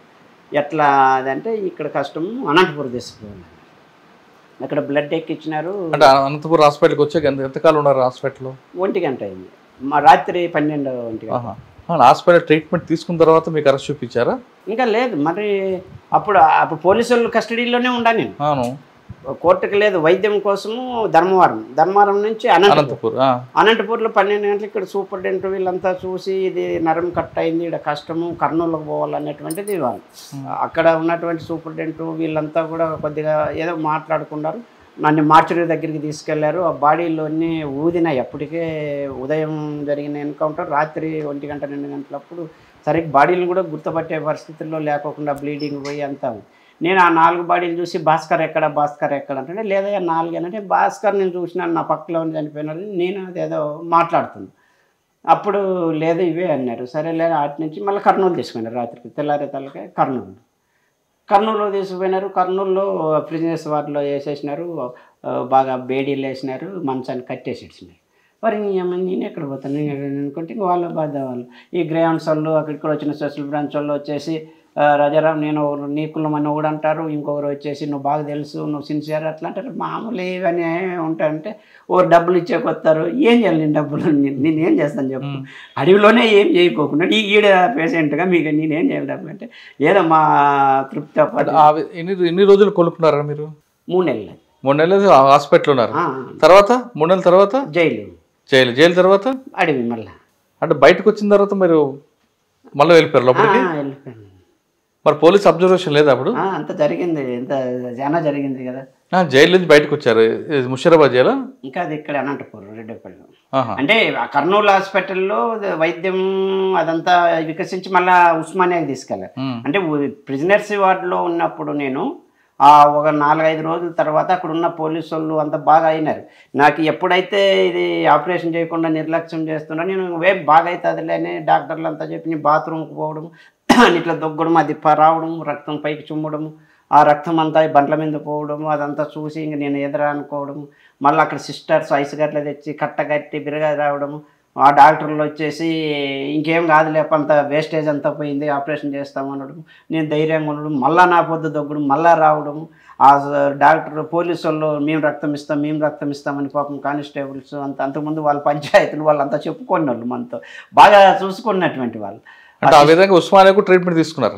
ఉస్మానియా ఆపరేషన్ అయింది. ఉస్మానియా తర్వాత జైలు పంపించారు అంతేనా? ఆ జైలు పంపిన బయటకు వస్తారు కదా, బయటకు వచ్చాక మళ్ళీ ఇంటికి రాకుండా మళ్ళీ అడవులోకి ఎందుకు వెళ్ళారు? ఇంటికి వచ్చేదాకా అప్పుడు దళాలంతా ఏదో మీటింగ్లకు వెళ్ళిపోయినాయి. అచ్చా, ఒక్క నిమిషం ఆగండి అన్న.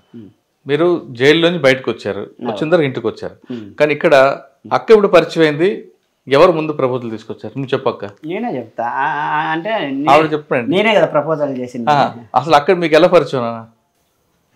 మాకు ఇక్కడ ఉండగానే మహిళా సంఘము, వీళ్ళు ఆర్ఎస్యు అంటే స్టూడెంట్ సంఘాలైనా కూడా మాకు అప్పుడప్పుడు పార్టీలోకి వెళ్ళేవాళ్ళం. అక్కడ వీళ్ళు వచ్చేవాళ్ళం, మేము వెళ్ళేవాళ్ళం. అక్కడ ఎక్కడ మొదటిసారి చూసారు అన్నని? అప్పుడు నేను చిన్నగా ఉన్నప్పుడు, అంటే ఇక్కడ ఉన్నప్పుడు అయితేనా మహిళా సంఘము ఆర్ఎస్ వాళ్ళు గ్రామ క్యాంపెయిన్కి వెళ్ళమని అప్పుడు మహిళా సంఘం వాళ్ళని కూడా పంపించినారు. వెళ్ళినప్పుడు అక్కడ కనిపించినారు అంతే. అక్కడ లీడ్ చేస్తున్నారు మమ్మల్ని అందరినీ. ఇక్కడ ఏ ఊర్లో? ఇక్కడే సనప. అంటే స్టూడెంట్ విద్యార్థులారా గ్రామాలకు తెరలండి అనేటువంటి క్యాంపెయిన్ చేస్తాం ప్రతి సమ్మర్లో చేసేటప్పుడు నేను స్టూడెంట్ ఆర్గనైజేషన్గా అనంతపూర్లో ఉన్నా. అనంతపూర్లో ఉన్నాడు. వీళ్ళు ఆ క్యాంపెయిన్కు అప్పుడప్పుడు విత్ వెపన్తో పోలేరు కదా, వీళ్ళు డప్పు చేసుకొని పోతుంటారు. నేను ప్రొటెక్షన్గా పోయేవాడిని. అంటే వీళ్ళు కుటుంబము, వీళ్ళు విప్లవ కుటుంబము, వీళ్ళ ఇంట్లో మహిళా కామ్రేడ్స్ 2 వచ్చినారు, వీళ్ళు పిన్నమ్మళ్ళు 2 యూజుకి వచ్చినారు, వీళ్ళది ఒక విప్లవ కుటుంబం. మాకేమొచ్చినా కూడా బట్టమల్లయ్య గారు అంటే ఒక పెద్ద ఆయన, భూపోరాటాలకు సారథి ఉరుకొండ ఏరియాలో. కానీ ఇదంతా వీరి కుటుంబంతో అంత బాగా సన్నిహితంగా ఉండేటువంటిది. పార్టీ మొత్తం అంతా వీళ్ళని ఆఫీస్గా చూసుకునేవాళ్ళు. వీళ్ళు కూడా పిండి వంటలు అన్నీ ఎక్కడ మీటింగ్లకు పోయినా వీళ్ళ తాత కజ్జికాయలు ఇవన్నీ. మేము ధన్బాద్కి ఒకసారి పోతే మొత్తం వీళ్ళమ్మతో సహా, వీళ్ళమ్మ కూడా, వీళ్ళమ్మ వీళ్ళవ్వ అంతా కూడా గద్దర్ మీటింగ్ ధన్బాద్లో ఉంది, బొకారోలో దిగిపోయి, ధన్బాద్ అని బీహార్, దానికి పోయినప్పుడు కూడా అన్నీ పోయి రైల్వే స్టేషన్లో కల్లా అట్లా పడుకోవడాలు. ఈ కుటుంబం రిలేషన్ అనేది వచ్చేసింది. ఈమె 89లో మాకు ఇంకా నిర్బంధం ఉన్నప్పుడు, నేను స్టూడెంట్ ఫీల్డ్ కూడా 89లో ఏఆర్ఎస్ఎఫ్ షాపులు అన్నీ జరిగినాయి. అంటే 89 డిసెంబర్ 6, 7, 8 అని అక్కడ జరిగినాయి. అప్పుడు గద్దరు యూజీలో ఉన్నాడు. గద్దరు కూతురు వచ్చింది ఆ రోజు వెన్నెల మీటింగ్. మొన్న వర్ధన్ సభలో కూడా ఆమె గురించి చెప్పా. అప్పుడు కూడా ఈమె ఇప్పుడు చూడడము, అప్పుడు మళ్ళీ గద్దరు యూనివర్సిటీకి వచ్చినప్పుడు ఇట్లా మహిళా సంఘాల్లో వచ్చింది. అంటే ఈమె చూస్తేనే పెళ్ళి అనేది కాదు, కానీ ఈమె ఆర్గనైజేషన్లో వచ్చేసింది. ఈమె డిగ్రీ చేసుకుంటూ ఆర్గనైజేషన్లో వచ్చిన తర్వాత, గ్రామాల్లో క్యాంపెయిన్లో వచ్చిన తర్వాత ఒకరికొకరు సినిమాల్లో అట్లా I love you to you అని ఇట్లాంటివి ఏం లేవండి. అంటే ఇట్లాంటివి ఏం లేవు. ఇష్టం, నేను ఆర్గనైజరు, ఇష్టం. మాకన్నా ముందు ఆయనకు పెళ్ళి అయింది, నెక్స్ట్ నీ పెళ్ళి ఎప్పుడు అని మా జిల్లా కమిటీ వాళ్ళు అడిగారు. మీరే చేయండి అన్న, నీకు ఎవరికన్నా ఇష్టం? నాకు ఇష్టమే కానీ ఆమెకి ఇష్టమో లేదని నేను ప్రపోజల్ చేశాను. నేను ఏం చేశాను, పద్మ అంటే నేను చేసుకోవాలనుకున్నాను అన్న. ఆమెకి ఇష్టమా అన్నారు. ఆమెకి ఇష్టం అంటే నేను అడుగుతాను ఆమెను పోయి, మీరు అడగలనా అన్న. అంటే ఇది అంటే 1 సైడ్ లవ్వా అన్నారు. అంటే జిల్లా సెక్రటరీను రాష్ట్ర కమిటీ నాయకుడు వీళ్ళు చిన్న ఆయన దగ్గరే పెట్టిన ఆయన, ఈమె కన్నా నాకు సన్నిహితం. అంటే వాళ్ళు సరేలే అనేసి, మాది ఆర్ఎస్ కాన్ఫరెన్స్ అయిపోయిన తర్వాత 97లో ఈమెని పిలిపించినారు. పిలిపించేసి డిసెంబర్లో పిలిపించేసి, ఏమ్మా నువ్వు పెళ్లి చేసుకో అంటే, వద్దు నాకు పెళ్ళే వద్దు, నేను ఇప్పుడే చేసుకుని, నాకు ఆ ఆలోచనే లేదని. మరి నువ్వేమనుకోవద్దు, ఏరే వాళ్ళు ప్రపోజల్స్ పెట్టినారు నువ్వు అన్నారు. ఎవరు అన్నారంటే, అట్లా రాజారాం పెట్టినారు అంటే, నేను ఆలోచిస్తాను ఒక రోజు అన్న టైం తీసుకొని మళ్ళీ రోజు లెటర్ పడాసి పంపించింది. నాకు ఇష్టమేనో పెళ్లి ఒక రోజుకే ఇవి లేదా సంథింగ్. అంటే నిజంగా అయితే మేము ఎప్పుడు ఆలోచన ఒకరి పట్ల ఒకరికి ఏదైనా ఉండొచ్చు, కానీ ఎక్కడ మేము పార్టీ చేసిన పెళ్ళే, దాంట్లో 100% ఉండేవాళ్ళం. మా పెళ్ళి అంటే ఇంకా అట్లా జరిగింది. ఈ మహిళా సంఘాల్లోనూ నేను యూజీలోనూ అట్లున్నాం. ఎన్కౌంటర్ జరిగింది, పెళ్ళి క్యాన్సిల్ అయింది. తర్వాత బయటకు వచ్చిన తర్వాత శేషాచలం అడవుల్లో అయితే ఘనంగా అంటే పెళ్ళి అంటే మొత్తం రాయలసీమ దళాలన్నీ కలిసి చేసిన పెళ్ళి అంటే మాదే. శేషాచలం అడవిలో, ఇక్కడ బాకరావుపేట దగ్గర ఈ ఓబులవారి ఉంది కదా, ఇప్పుడు రాజంపేట నుంచి లోనికి పోతాం, గూడూరు రోడ్డు, అక్కడి నుంచి గూడూరు రోడ్డు కాదు, రైల్వే కోడ్ రోడ్డు కదా. రైల్వే కోడ్ నుంచి బెస్తవారిపేట అని ఒకటి వస్తుంది. కోలార్పేట లోపల ఒక మామిడి చెట్టు, అది ఎందుకో ఆ రోజే వర్షం రావడం, పాగడి అంతా పచ్చగేయడం, పందిరి పడ్డం. అంటే పోలీసులు లేరా? మా దళాలు పోలీసు వాళ్ళకి ఇంత లేదు.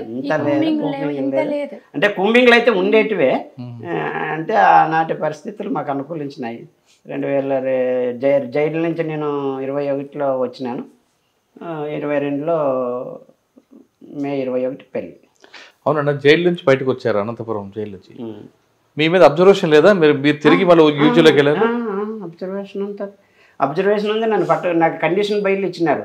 ఓ రోజు సంతకం ఉరుకొండలో పెట్టాలా, కళ్యాణదుర్గం పెట్టాలా, ధర్మారం పెట్టాలా, గుత్తిలో పెట్టాలి, ఇవన్నీ ఉండేటివి. రోజు సంతకాలు పెట్టి పోయితే దళాలు లేవు.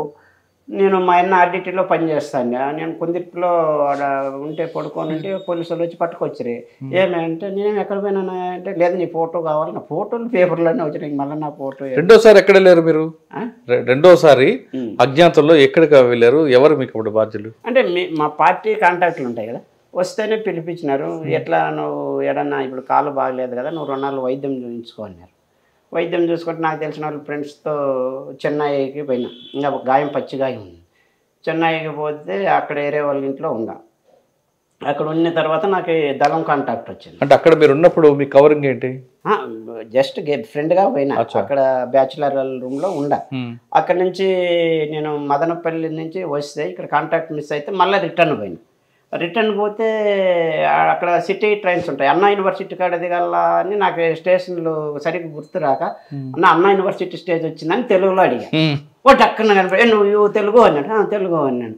ఆంధ్ర ఎక్కడ అన్నాడు. వాడు ఫిట్నెస్ బాగుంది, నీ అమ్మ ఎవరు రీడ్ అనుకుంటే, ఇక్కడ ఆంధ్ర నుంచి నక్సలైట్లు వస్తారు, శ్రీలంక నుంచి ఎల్టీటీఆర్లు వస్తారు, వాజ్పేయి అప్పుడు ప్రధానమంత్రి, వాజ్పేయి ఇది రండి, నీ గురించి ఇన్ఫర్మేషన్ కావాలి.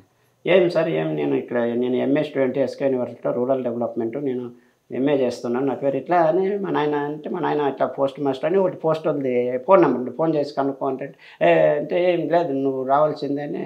నా దగ్గర 2000 ఉండే, 2000 తీసుకొని జైల్లో పెట్టుకున్నాడు. ఏం సార్ అంటే ఒక 8 ఫస్ట్ ఎయిడ్ పోలీసు వాడు కొట్టేసి ఆటో పోయి ఆఫీస్కి వచ్చేసి మీ వాళ్ళు ఎవరినో తోలుకొచ్చి నువ్వు డౌట్ఫుల్గా ఉన్నావు నేను పట్టుకున్నా. అరే మా నాన్నకు ఫోన్ చేస్తే మా నాయన ఆర్టిఫైస్ అంటారు, సార్ నీ దగ్గర కావాలంటే మా కజిన్ తోలుకొని వస్తాను, మీ ఆఫీస్ అడ్రస్ ఏంటంటే వానికి 2000 మీద కన్ను ఉన్నట్లు ఉండేది. సరే నువ్వు వచ్చి ఫలానా ఆఫీస్కి రా అడ్రస్ అనేసి ఆటోలో సార్ నేను పోవాలంటే సిటీకి బస్ గుడి లేవు, డబ్బులు అన్నీ వీక్కున్నారంటే 10 రూపాయలు ఇచ్చిన. 10 రూపాయలు ఇచ్చినాడు. ఆయనకి ఏం అవగాహన ఉందో ఏమో, క్యాసెట్లు ఉన్నాయి దాని మీద, అంటే నావి ఆడియో టేప్ రికార్డు ఇవి ఉన్నాయి. అంటే అవి తీసి నింటేగినా నింటేగినా మనదంతా పొలిటికల్ అంత మొత్తం తత్వశాస్త్రము, పార్టీ హిస్టరీ, ఈ క్యాసెట్లు వినేకి మేము ఎప్పుడన్నా పెట్టుకుంటా అంటాం. అది వాడు చూసేస్తే నాకు అది 10 రూపాయలే 10,000 అనుకుని టక్కున సిటీ బస్ ఎక్కిన. నేను ఏదో శ్రీనగర్ కాలనీ అని అంతే నాకు తెలిసినటువంటిది.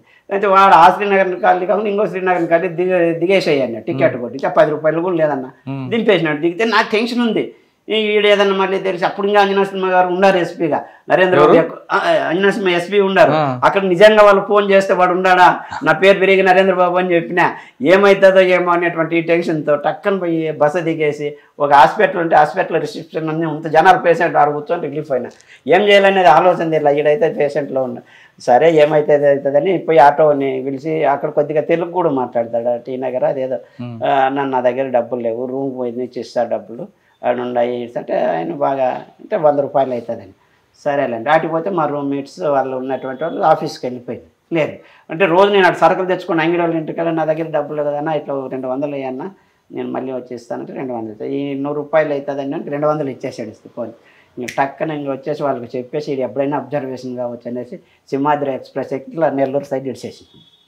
అట్లా చాలా సార్లు పోలీసు వాళ్ళ నుంచి నేను ఫారెస్ట్లో కన్నా టెక్నికల్గా చాలా ఇబ్బందులు పడినాం. చాలా అంటే మరి ఎప్పుడు మీరు సరెండర్ అయ్యారు? ఎందుకు సరెండర్ అయ్యారు? నాకు బుల్లెట్ ఇంజూర్ అయిన తర్వాత ఫారెస్ట్లో తిరగడం కష్టమైంది. ఫారెస్ట్లో తిరగాలనేటువంటి దాంతో నేను ఫారెస్ట్కి వెళ్ళాను. మళ్ళీ చిత్రావతి ఏరియాకు వెళ్ళాం. దళంలోనే ఉంటాను, నాకు బయట కష్టము అనేటువంటి దాని నుంచి వెళ్ళాము. వెళ్ళిన 2 రోజులకి మళ్ళీ ఎన్కౌంటర్ జరిగింది ఇదే చిత్రావతి ఏరియా. మైండ్స్ పెట్టుకున్నాం బాగా. ఆ రోజు వెపన్స్తో అంతా కూతలు వేసుకొని బాగా ఫైరింగ్ చేసినాము. ఆ ఫైరింగ్లో జనాలు పోలీసుల మీద కసి కన్నా మొత్తం దళం అంతా రాజారామన్న ఇది గాయం బ్లీడింగ్ అయింది. మరి అది ఏదో యాదృచ్ఛికంగా మళ్ళీ ఆగస్టులోనే జరిగింది. మళ్ళీ ఆగస్టు 1 ఇయర్కు మళ్ళీ జరగడము, అంత రక్తం రావడం, నువ్వు వద్దు అందరికీ ఇబ్బంది అవుతుంది, నువ్వు ఏదన్నా టెక్నికల్, మాకు కామ్రేడ్ దివాకర్ ఉండే, వద్దులే రాజారాం నువ్వు ఏదన్నా మాట్లాడదాంటే ఫస్ట్ నువ్వు వైద్యం చేయించుకొని వేరే దగ్గర పెట్టేసేసి అక్కడ నేను కంప్యూటర్ నేర్చుకొని కంప్యూటర్ ద్వారా డిటిపి అది ఇది చేసుకొని ఇంకా పోతూ ఇంకా ఈ పెళ్ళి చేసుకున్న తర్వాత ఈమె దళంలోనే ఉంటాను అని, సరే ఉండంటే మళ్ళీ మా బాధ్యుడు ఆర్కే గారు లేదు ఇద్దరు రండి అనేసి నల్లమల్ల కలిపి. మీరు దళంలో చేస్తున్నప్పుడు ఎక్కడ మీరు చేసిన కార్యక్రమం చెప్పం, ప్రజల కోసం ఏం చేస్తారు? మేము అంటే ఎక్కువ రోజులు చేయలేదు, 1 ఇయర్ అట్లా ఉన్నాం అంతే దళంలో. అదే గ్రామాలు తిరిగి గ్రామాలలో ప్రజలందరూ వచ్చేవాళ్ళు, వాళ్ళకి అక్కడున్న సమస్యలన్నీ చెప్పేవాళ్ళు. మేము ఆ సమస్యలన్నింటినీ కూర్చోపెట్టి వాళ్ళందరితో మాట్లాడేవాళ్ళం, కొన్ని పరిష్కారం అయ్యేటివి. అంటే మహిళలకి ఎక్కువగా మీరు ప్రాధాన్యత ఇచ్చారు కదా, మహిళలకి రాజకీయ చైతన్యం కల్పించారా మీరు? కల్పించు. అంటే ఏ గ్రామాలు ఎక్కువగా తీసుకున్నారు? అంటే నేను పోయినప్పుడు తిరిగింది కొన్ని గ్రామాలే, ఎక్కువ తిరగలేదు. బహుదా దళం అని చెప్పేసి బహుదా ఏరియాలో తిరిగినామంటే. చిత్రావతి, చిత్తూరు, తలకోనకి యువతల ఉంటుంది కాదమ్మా. మీరు పార్టీలోకి వెళ్ళారు, కమ్యూనిస్ట్ కుటుంబం నుంచి వచ్చారు, వెళ్ళిన తర్వాత పనిచేసినప్పుడు ఆ తృప్తి వచ్చిందా ప్రజల కోసం చేస్తున్నాను అని? మేము మాకు అంటే అనిపించింది బాగా తృప్తిగా. అక్కడ ఇప్పుడు బయట ఉన్నామనుకోండి, ఏవైనా ఎన్నిసార్లు ఎంఆర్ఓ ఆఫీసుల దగ్గరికి పోయినా కలెక్టర్ ఆఫీస్ దగ్గరికి పోయినా ఓ సమస్యగానే ఉండేది. కానీ అక్కడికి పోయిన తర్వాత ఆ సమస్యకు పరిష్కారం వెంటనే దొరుకుతుందని చాలా హ్యాపీ అనిపించేది. కానీ మరి అన్నతో పాటు ఎందుకు వచ్చారు బయటికి? హెల్త్ ప్రాబ్లం వల్ల. తనకు హెల్త్, నాకు కూడా మలేరియా, టైఫాయిడ్, బాగా మోకాళ్ళు అరిగినాయి. అంటే మేము విశాఖపట్నం సైడ్ వెళ్ళాం మేము, అక్కడ ఏఓబికి. అక్కడికి వెళ్ళిన తర్వాత చాలా అంటే కొండలు ఎక్కడము అంతా కూడా నాకు లోతట్టు బీకే బాలకృష్ణ అని అమరుడైనారు. బాలకృష్ణ కాదే, రాజా బాలన్న. అచ్చా, ఆయన బాధ్యత మీకు? అక్కడ ఎంతకాలం పనిచేశారు? 6 నెలలు. తర్వాత అక్కడ కీళ్ళ నొప్పులు రావడంతో బయటికి రావాలని క్యాంపులలోనే ఎక్కువ ఉండేవాళ్ళం. కానీ అక్కడ మరి భాష ప్రభావం రాలేదా? భాష అంటే మేము క్యాంపులే కదా, అంతా తెలుసు. ఆంధ్ర వాళ్ళు, తెలంగాణ వాళ్ళు. కాదమ్మా, మీరు ఏఓబిలోకి ఎలా వెళ్ళారు చిత్తూరు నుండి? ఇక్కడ చిత్తూరు నుంచి వెళ్ళలేదు మేము. ఇక్కడ నుండి ఎలా మీరు ఏఓబిలో బాధ్యుడికి ఎలా కలిసారు? వెళ్ళారా? ఎలా వెళ్ళారు? టెక్నికల్ ఫీల్డ్ లో ఉన్నాం మేము. మాకు బాధ్యుడు ఆర్కే రామకృష్ణ గారు. నల్లమల్లలో ఉన్నాము. నల్లమల్లలో ఉన్నప్పుడు మావి పార్టీ అప్పగించిన బాధ్యతలు, మేము ప్రింటింగ్ ప్రెస్ కావచ్చు, ఇంకా వేరే ఇతర కార్యక్రమాలు పార్టీ అవసరాల రీత్యా మేము వేరే టౌన్ లో మేము షెల్టర్ తీసుకున్నాం. అంటే మేము ఫారెస్ట్కు లోపలికి బయటికి వచ్చిపోయే టీంలో మేము ఒకరు. మాకు బుల్లెట్ ఇంజూర్ అయిన తర్వాత నాకు ఇక్కడ జరిగినటువంటి దాని నుంచి మేమిద్దరు ఒక ఆర్కే బాధ్యతలో ఆయన పని అప్పారు. అంటే దాదాపు పార్టీ హిస్టరీలో మేమున్నటువంటి ఫీల్డ్లో అంతకుముందు ఉన్న వాళ్ళంతా అమరులైనారు టెక్నికల్ ఫీల్డ్లో. అంటే ఒక 3 లారీలు బుక్కులు ఉండేటివి, library, central library, minutes party ఉన్నప్పటి నుంచి ఉండేటివి. మాకు బాధ్యత దాంట్లో మంచి మంచి నాయకులు. ఎక్కడ పెట్టారు బుక్స్ అని? 3 లారీ బుక్స్ విజయవాడలో ఉన్నప్పుడు ఒక డెన్న తీసుకున్నాం. అంటే పోలీసు వాళ్ళు తెలియకోకుండా ఒక ఐస్ ఫ్యాక్టరీ, పెద్ద ఫ్యాక్టరీ తీసుకొని అక్కడ మొత్తం బుక్స్ అన్ని మాకున్న బాధ్యుడు తీసుకున్నాడు. మాకు అప్పు చెప్పినాడు, అరే ఇవన్నీ ఏం చేస్తావు ఎట్లా అన్నా నేను డిస్కషన్ చేసిన. రాష్ట్ర కమిటీలో మాకు పటేల్ సుధాకర్ రెడ్డి అని అన్నాడు కదా, అన్న అంతా మాట్లాడేసి ఏం చేస్తారంటే, అన్న నేను ఒకటి చెప్తాను, నేను ఆల్రెడీ కంప్యూటరు స్కానర్లు తీసుకుంటా, 3 స్కానర్లు తీసుకుంటా, సిస్టమ్ తీసుకుంటా, మొత్తం స్కాన్ చేస్తా, మొత్తం సీడీలు ఇస్తా. ఇంక ఇవన్నీ మనకెందుకు, ఎన్ని దళాలు ఉన్నాయని చెప్పండి, అన్ని దళాలకు నేను సీడీలు ఇస్తాను. అప్పుడు మీ అమ్మని నేను బైండింగ్ నేర్పించుకున్నాం. అంటే బుక్ బైండింగ్ నేర్పించుకొని ఇయర్లీ వైడ్ జనవరి నుంచి డిసెంబర్ వరకు వచ్చినటువంటి క్రాంతులన్నీ ఒక సెట్, అట్లాంటివి ఎన్ని జిల్లాలు ఉన్నాయో అన్ని సెట్లు బైండింగ్. రోజు రాత్రింపూలు బైండింగ్ చేసేది. బైండింగ్ చేసి క్రాంతులన్నీ ఒకటి, జంగులో ఒక పక్క, ఇట్లా బుక్కులన్నీ మనకి హిస్టరీ కావాలంటే దళాల్లో మనం పెట్టుకున్నాం. ఆ జిల్లా బాధ్యులకు అందజేస్తాం. అవును, ఆ విధంగా చేసిన తర్వాత అసలు ఒరిజినల్ మెటీరియల్ ఏం చేశారు? కాల్ చేసినాం. అవసరం లేదు కదన్నా. ఫస్ట్ నేను నాకు తెలియనితనంతో ఏం చేసినానంటే ఢిల్లీకో ఏదో తప్పుడు అడ్రస్ పెట్టి ట్రాన్స్పోర్ట్ చేసిన, అది మళ్ళీ రిటర్న్ వచ్చింది. ఒరే మా బాధ్యుడు వచ్చినాడు, మంజీరా వచ్చినాడు, మంజీరా ఉన్నాడు కదా, నా దగ్గరికి వచ్చి ఎట్లా పోయి ఎట్లా చేస్తాను, మరి ఎట్లా చేయాలంటే ఎట్లా చేస్తావంటే ఇక అప్పుడు నేను ఒక పాత మచిలీపట్నం దగ్గర మంగంపూడి బీచ్ అని ఉంది, ఆ బీచ్ పక్కకి వేసిపోయి కొన్ని వేసి అంటించే పెట్రోల్ పోసి అంటించేసి. అంతకుముందు ఏం చేసినాను, గన్నవరం దగ్గర పేపర్ మిల్ అవుతుంది, ఆ మిల్లుకి వేసిన, మిల్లుకి ఎట్లా వచ్చినాయని తెలుస్తుంది కదా, మళ్ళా ఎట్లా నువ్వు ఇరుక్కుంటావని. ఈ అన్ని బుక్కులు అన్నా నిజంగా మేము స్కాన్ చేయడానికి లేదా బైండింగ్ చేసిన దానికన్నా దీన్ని కాల్చడానికి ఎక్కువ టైం తీసుకుంటాం.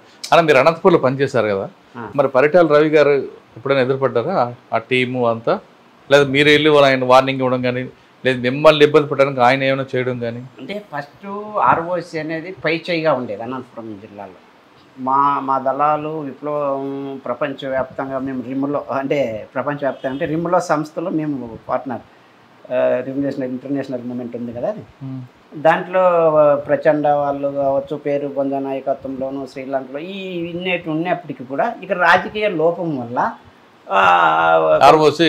ఆర్ఓసి వాళ్ళు దందాలు అని మంగళమరని అని ఒక తుపాకి ఏకై వేసుకొని పార్టీని తీసుకునేసి భయపడిస్తూ గణపతి వాళ్ళకి భూ పెడతామంటే చంపుతామని చంపుతాదేమో అనేది కొట్టినారు, కాళ్ళు ఇరిచినారు. ఇది వేరే విధంగా పార్టీకి మీరు చంపుతారా మేము చంపాలని జనాలు వచ్చేవాళ్ళు, మీరు చంపుతారా మేము చంపాలా, తుపాకులు ఏం రాసి శాతగానంలో ఎందుకు వచ్చినారు మీరు అని ప్రజలు మమ్మల్ని నిలదీశారన్న. ఆర్ఓసిని చంపండి, మీరు పరిటాల రవిని చంపుతారా మేము చంపాలా అనేటువంటి దాంతో వచ్చినారు. అరే అట్లా కాదు, పార్టీను కమాండ్ అంటే పోయా మీరు శాతగానంలో తుపాకులు తీసుకొని. పరిటాల రవి గారు కూడా అదే భావజాలంతో, అదే శ్రీరామ గారు కుటుంబం కదా. శ్రీరాములు గారు రవిను ఈ కుటుంబంతో ఉన్నారు, కానీ ఆయన ఇంటర్వ్యూలో చెప్పారు నాకు పార్టీతో సంబంధం లేదని పరిటాల రవి చెప్పాడు. వాస్తవంగా కూడా కొన్ని విషయాలను విభేదించాడు కూడా. అంటే బదలాపురం ఇష్యూ అని ఒకటి వచ్చింది మాకు 86లో సంక్షోభం, బదలాపురం సంక్షోభం అని చెప్తారు విలేజ్లో. అప్పుడున్నప్పుడు అక్కడ రాజకీయాలు, అక్కడ సత్యం కుమారు వీళ్ళంతా కూడా గెలిగీసుకొని అక్కడ కొన్ని ఒకే సామాజిక వర్గము ఇట్లా ఏదో జరుగుతూ ఉంది అనేటువంటి దానిపైన కూడా చర్చలు జరిగాయి. అయినప్పటికీ కూడా ఆయన వచ్చిన తర్వాత ఆయన కుటుంబం అమరవీరుల కుటుంబం అని ఆయనకి ఆర్థికంగా చేయాలని, ఆ క్వారీలు ఇవ్వడము, రకరకంగా డెవలప్మెంట్ చేయాలన్నటువంటి అక్కడ కొంతమంది ఆర్కేడ్లు వీళ్ళు చేసి ఎన్నో కుటుంబాల అమరులైనా ఆ కుటుంబాన్ని కొంత ప్రోత్సాహంగానే తీసుకొచ్చారు. కానీ ఆయన అప్పట్లో ప్రచారం ఏంటంటే పార్టీ పరిటాల రావు గారికి వాళ్ళ బెదిరింపు భయపడి పనిచేసిందని ఉంది. పార్టీనా? పార్టీ భయపడలేదు, కానీ ప్రజల గురించి ఆలోచించాం. పార్టీ ఎందుకు భయపడుతుంది చెప్పు, పార్టీ ఏమిటి భయపడుతుంది? ఒక్క విషయం చెప్పండి, మేము పోలీసులుగా భయపడలే, ఎన్కౌంటర్లుగా భయపడాలి, పార్టీకి వస్తేనే చంపుతారు అనేటువంటి తెలిసి వచ్చిన, మీటింగులకు పోతేనే కేసులు పెడతారని చెప్పి కూడా మిలిటెంట్. మరి ఏ విధంగా పార్టీ భయపడి? పోలీసులు చంపడం కన్నా చాలా క్రూరంగా ఉండేది పరిటాల రవి ట్రీట్మెంట్. పరిటాల రవి ఎవరిని చంపాడు? పీపుల్స్ వారిని చంపుతారని భయంతో ఉండదు. అదే ఇంపార్టెంట్. పరిటాల రవి కుటుంబము గతాన్ని చూసి భయపడింది. ఇది ఈ పరిటాల రవిని ఏమన్నా చేస్తే ఒక విప్లవకారులు కుటుంబాన్ని చంపినారు అనేటువంటి కుహనా మేధావులు ప్రచారం చేస్తారే అనేటువంటి దాంతో భయపడింది. భయం తప్ప, అంటే సిద్ధాంతపరంగా అజా ఈ కుటుంబంలో ఇద్దరు నష్టపోయినారు ఇది అనేటువంటిది ఇప్పుడు ప్రజలు ఇప్పుడు ఎవరన్నా కానీ ఇప్పుడు రాజకీయ, నేను కూడా వైఎస్ఆర్సీపీలో జోనల్ ఇన్ఛార్జిగా ఉన్నా రైతు విభాగంలో, అట్లని చెప్పేసి దోపిడీ చేసుకుంటూ పోం కదా. పరిటాల రవి అనే ఆయన 1000 కోట్లు సంపాదించి ఎవరికి ఇచ్చినాడు అనేటువంటిది క్వశ్చన్ వేసినారు కదా. ఆ రోజు కరపత్రాలు పంచినారు కదా పార్టీ, నీ కుటుంబము నీ అనేటువంటి చెప్పారు కదా. ఆయన శ్రీరాములు సినిమా చూస్తుంటే చెట్ల నరికి అలా ఆస్తులు నష్టం చేసి కబడ్దార్ అని చెప్పారు కదా. తర్వాత ఆయన గద్దరు వరవరరావు వాళ్ళ దగ్గర పోయి ఏడ్చో పార్టీకి క్షమాపణ చెప్పుకొని ఓకే అని అయిపోయినారు. ఎప్పుడు మంగళమారిని చంపిన తర్వాత రియాక్షన్ మొదలైన తర్వాత వీళ్ళు తోకలు ముడిచినారు. లేకపోతే సిద్ధాంతంలో భూ పెట్టొద్దు పార్టీ అంటే మేమనేటువంటిది ఒక మాఫియా మధ్య తయారైంది కదా. నిజంగా మేము నక్సలైట్లు ఈ సిద్ధాంతాల కోసం చేస్తున్నామని తెలుసుకోవడానికి కొన్ని సంవత్సరాలు పట్టిందండి. నక్సలైట్లు అంటే మాఫియా, ఎవడు నక్సలైట్లు, ఎవడు ఒరిజినల్లో, ఎవడు డూప్లికేటో జనాలకు జిల్లాలో నా కొడుకులు నాశనం అయితే పదం ఎట్లున్నా అట్లా అనుకునే పరిస్థితికి తెచ్చింది ఎవరు? సిద్ధాంతాలు ఈ ప్రజల కోసము. ఇవి ఈరోజు నిజంగా రవి కూడా నక్సలైటే అనుకున్నాం. ఇప్పుడున్నటువంటి నీ ఆస్తులు, నీతో బతికినటువంటి వాళ్ళు, వాళ్ళకి నీ స్థాయి, నీ సమానత్వం ఏంది, నీ సిద్ధాంతం ఏది? అవును, పార్టీ నుంచి బయటకు వచ్చారు, అరెస్ట్ అయ్యారు, సరెండర్ అయ్యారు, అంతే కదా. ఆరోగ్యం రీత్యా తర్వాత చాలా మంది సరెండర్ అయిన వాళ్ళందరూ కూడా సెపరేట్ దందాలు చేసుకుంటూ ఉంటారు. కానీ మీరేంటి ధరణి అనే ఒక సంస్థ పెట్టి మాజీలందరికీ ఒక గ్రూప్గా ఒక సంఘాన్ని తీసుకొచ్చి వాళ్ళ ఆర్థికంగా బాగోవడానికి ఒక కార్యక్రమం చేపట్టారు. దీని వెనక ఏమైనా రాజకీయ కోణం ఉందా? ఉంది. రాజకీయ కోణం అంటే ఏమంటే, నేను పెనుగొండకు వాయిదాలకు పోయాను. పెనుగొండకు వాయిదాలు పోయినప్పుడు నాతో మా పేరూరు ఎక్సైజ్ పోలీస్ పేర్చిన దాంట్లో 70 మంది నిందితులం. 70 మంది నిందితులం అంటే ఆ కేసులో ఉన్న. ఏ కేసులో? పేరూరు ఎక్సైజ్. పెనుగొండకు అంతా పోయినప్పుడు అక్కడ ఉన్నటువంటి మిలిటెంట్లు నాతో పాటు ఎక్కువ కాలం కలిసి ఉన్న వాళ్ళంతా కూడా, అన్న కేసులేమో మీకే ఉన్నాయి, మాకే ఉన్నాయి, మీకేం డివార్డ్ పైన కాసులు వచ్చినాయి, మా పరిస్థితి ఏమన్నా, ఈరోజు పార్టీ లేదు, ఏం లేదు, మీరంతా చెప్పి మేము పెట్టిన అన్నం తిని మీరు మా రాజకీయాలు చెప్పేసి మీరేం ఈరోజు భూములు తీసుకుంటున్నారు, అవసైట్లు తీసుకుని మా పరిస్థితి ఏమి అన్నారు. ఎట్లా చేస్తాం చెప్పండి అంటే, ఏదన్నా మా కేసులు లేకుండా ఒకటి చేస్తే చదువు లేవు, దళాలు లేవు, పార్టీ లేదు కదా, కేసులు రాకోకుండా చేయాలి. రే ఎట్లని ఇక్కడ ఉన్నటువంటిది ఇప్పుడు కేసులు లేకుండా చేయాలంటే మిగతా పార్టీల మధ్య ధర్నాలు లేకపోతే నక్సలైట్ల డిమాండ్లు అంటే ఇవి ఉంటుందా? మరి ఏం చేయాలంటే ఇక్కడ ఉన్నటువంటి పోలీస్ ఆఫీసర్లు మీరు సీఎం దగ్గరికి పోండి, మాకేం సంబంధించి సీఎం దగ్గరికి ఎట్లా పోవాలి? అప్పుడు ఎస్పీగా పనిచేసినటువంటి స్టీఫెన్ రవీంద్ర సార్ అక్కడ ఉన్నాడు. అంటే నన్ను ఆయన ఈ అనంతపురం జిల్లాలో ఉన్న స్టీఫెన్ రవీంద్ర సార్ అంటే అందరికీ తెలుసు. మొత్తం అధికార పార్టీలోనే కొంతమందిని అందరిని పిలిచి చీల్ చెండాలు ఇచ్చినాడు, బుట్లతో కొట్టినాడు, అంత జగమెరిగిన సత్యం. అందరినీ పిలిపించి నువ్వు ఇట్లా బతుకు ఇట్లా అనేటువంటిది అంతా హెచ్చరికలు చేసినాడు అధికార పార్టీలో ఉండే వాళ్ళని. అట్లా మాజీ నక్సలైట్ల ద్వారా నన్ను పిలిచినాడు. అక్కడ సిఐ ఉండేవాడు. ఆయన ఏం సార్ మీరు ఇంట్రాగేషన్ చేయలేదని ఆయన్ని పిలిచినారా అంటే నేను ఎంత వీరుడు ఒప్పుకోవడం చెప్పలేను, కానీ నాకు కూడా భయం అయింది. ఒకసారి ఇంతవరకు పోలీసులు మీకు వార్నింగ్ ఇచ్చారా? పిలిపించు అదే చెప్తాను. పిలిపిస్తున్నారు, ఎందుకైనా పోతే ఏమో పోసామే అన్నారు. సో ఇట్లా పోయి ఇట్లా చేతులు కట్టుకున్నాను, నేను తప్పదు కదా మరి. ఇట్లా కట్టుకుంటే ఆయన ఇట్లా చూసి ఇట్లా అన్నాడు అంతే. సార్ నేను రాజారాం సార్ మాజీ Naxalite. Oh Rajaram please come come come please down అన్నాడు. వాడిని ఆయన ఇదేంద్ర ఇంత మరి అందరూ అనుకున్నాను. ఆయన కూర్చోబెట్టి ఏంది నువ్వు బుక్ రాసినావంట అన్నాడు. అది మళ్ళీ ఏదో మొదలెట్టారా ఎందో ఎత్తుకు సార్ ఎదురగ్గా నేను నవ్వులు రాసిన. ఎదురగ్గా ఏంది ఎదురగ్గా అంటే, ఎదురగ్గా అంటే ఏం లేదు సార్, కొండకు అగ్గి పడుతుంది, చిన్నగా ఉన్నవాడైతే ఇసుకతోనో మట్టితోనో లేకపోతే ఏమన్నా కంపతోనో ఇట్లా పచ్చాకతో కొట్టాడుతాం. పెద్ద మంట అయినప్పుడు పెనమంట అయినప్పుడు దూరంగా వెళ్ళి మంట పెట్టి సన్నగా అక్కడ పోకోకుండా ఆ యజ్ఞని ఇట్లా కలిసి ఆరిపోతుంది సార్ అంటే. సైంటిఫిక్ ఓకే ఓకే మరి ఏం దీని అర్థం అని ఏమన్నా వదిలేదట్లేరు అనుకుంటా. అంటే ఏం సార్ దాడికి ప్రతి దాడి అన్నాను. హింసకు ప్రతి హింస అన్నాను. ఓకే ఓకే ఓకే ఎట్లా ఇప్పుడు ఎట్లా అది నక్సలిజం గురించి రాసినావంటే, నక్సలిజం అనేది ఏం కాదు సార్, ఈ అనంతపురం జిల్లాలో నక్సలిజం అనేది 3 ఏరియాల్లో ఉంటుంది. అదే మొత్తం అన్ని ఏరియాల్లో లేదు. ఫ్యాక్షన్ అనేది 2 కుటుంబాల మధ్య ఉంటుంది. కరువు అనేది గడప గడపకు ఉంటుంది సార్. కరువు నక్సలిజం ఫ్యాక్షనిజం ఇవన్నీ కలగలిపి రాసినాను సార్. ఓకే బుక్ ఉందా అన్నాడు. ఎట్లా రాసినావు చెప్పు ఏమంటే, ఏముంది సార్ ఇక్కడ ఉన్నటువంటి సహజ సంపద అంటే సహజ వనరులు, ప్రభుత్వ వనరులు, ఈ ఆధిపత్య కోసం ఫ్యాక్షన్ జరుగుతుంది, ఇదే రాజకీయం, ఇదే జరుగుతుంది. ఒకవైపు ఈత చెట్ల కోసము, ఒకవైపు కంకర మిషన్లు, సిమెంట్ ఫ్యాక్టరీలు, దీనిల కోసము, ఇంకా ప్రభుత్వ పథకాలు, రోడ్ల పనులు, ఆ పనులు, ఆహార పథకం అంటే ఇవన్నిటిపైన నాది అనేది జరుగుతుంది కదా సార్. దాంట్లో మళ్ళీ రిజర్వేషన్లు, బీసీ రిజర్వేషన్లు, ఎస్సీ రిజర్వేషన్. మీరు రాసిన బుక్లో చదివాను, అందులో ఒక సబ్జెక్ట్ ఉంటుంది, కోవట్టుగా వచ్చిన వాళ్ళు పోలీసులు తుపాకులు తీసుకొని తిరిగి అన్నలోకి వస్తారని రాశారు. అది జరిగిన సంఘటన లేదా మీ కథ కోసం? నా కళ అది. ఎందుకంటే కొంతమంది వచ్చి మాకు విషయం పెట్టినారు నల్లమలలో వచ్చి నయ్యం ఉన్నప్పుడు, కానీ వాళ్ళంతా వచ్చేసి వాళ్ళ కుటుంబ పరిస్థితులు అదే ఏదో విధంగా దళాన్ని మట్టబెట్టినారు. సోమ్లా నాయక్ కావచ్చు, ఆడోళ్ళను కూడా మన మహిళా కాంపిటీషన్ గుండ్లు ఎత్తి చంపేసినారు, చాలా రకరకాలుగా హింసలు చేసినారు. అట్లా మా వాళ్ళు కూడా పోలీసులు అయిన వాళ్ళు సింపథైజర్స్, ఎందుకంటే చర్చలప్పుడు ఆర్కేకే వచ్చి పోలీసులు డబ్బులు ఇచ్చినారు. అంటే మా సింపథైజర్స్ ఉండారు వాళ్ళు మనకు రాలేక అక్కడ వాళ్ళతో పై అధికారులతోనో రాజకీయ నాయకులు వీళ్ళకన్నా తక్కువ చదివినప్పుడు రాబోయే అన్నప్పుడు వాళ్ళ మనసు కలత చెంది మాతో కూడా బాధపడిన పోలీసు వాళ్ళు ఉన్నారు. ఇంకేం చేస్తారంటే కుటుంబాన్ని చూసుకున్నారు. అట్లా వాళ్ళు వస్తే తప్పేంటి? మీ కథ కోసం పెట్టుకున్నారు అది అంతే, ఒరిజినల్ గా జరగలేదు. ఓకే, ఆ బుక్ చూసిన తర్వాత స్టీఫెన్ గారు ఏమన్నారు మీకు? ఎవరు? స్టీఫెన్ రవీంద్ర గారు అడిగాడు, ఏంది గొంచుగాడు అంటే ఇక్కడ లాంగ్వేజ్ అర్థం కాకున్నప్పుడు అంతా అడిగినాడు. నాకు రివార్డు పెండింగ్ పెట్టింటే, అంటే అప్పుడు జైలు నుంచి వచ్చి మళ్ళీ వైద్యం చేయించుకొని జైల్లో ఉండి వీడు మళ్ళీ దేనికొని పోయాడని పోలీసులకు ఒకటి ఉన్నింది, కోపం ఉండేది. మాకు విజయవాడలో ఉన్నప్పుడు కూడా అటాక్ చేసినారు నన్ను, మా ఇద్దరిని ఏఓబి వరకు ఫాలో అయినారు. ఇది మళ్ళీ చెప్పమంటే చెప్తారు.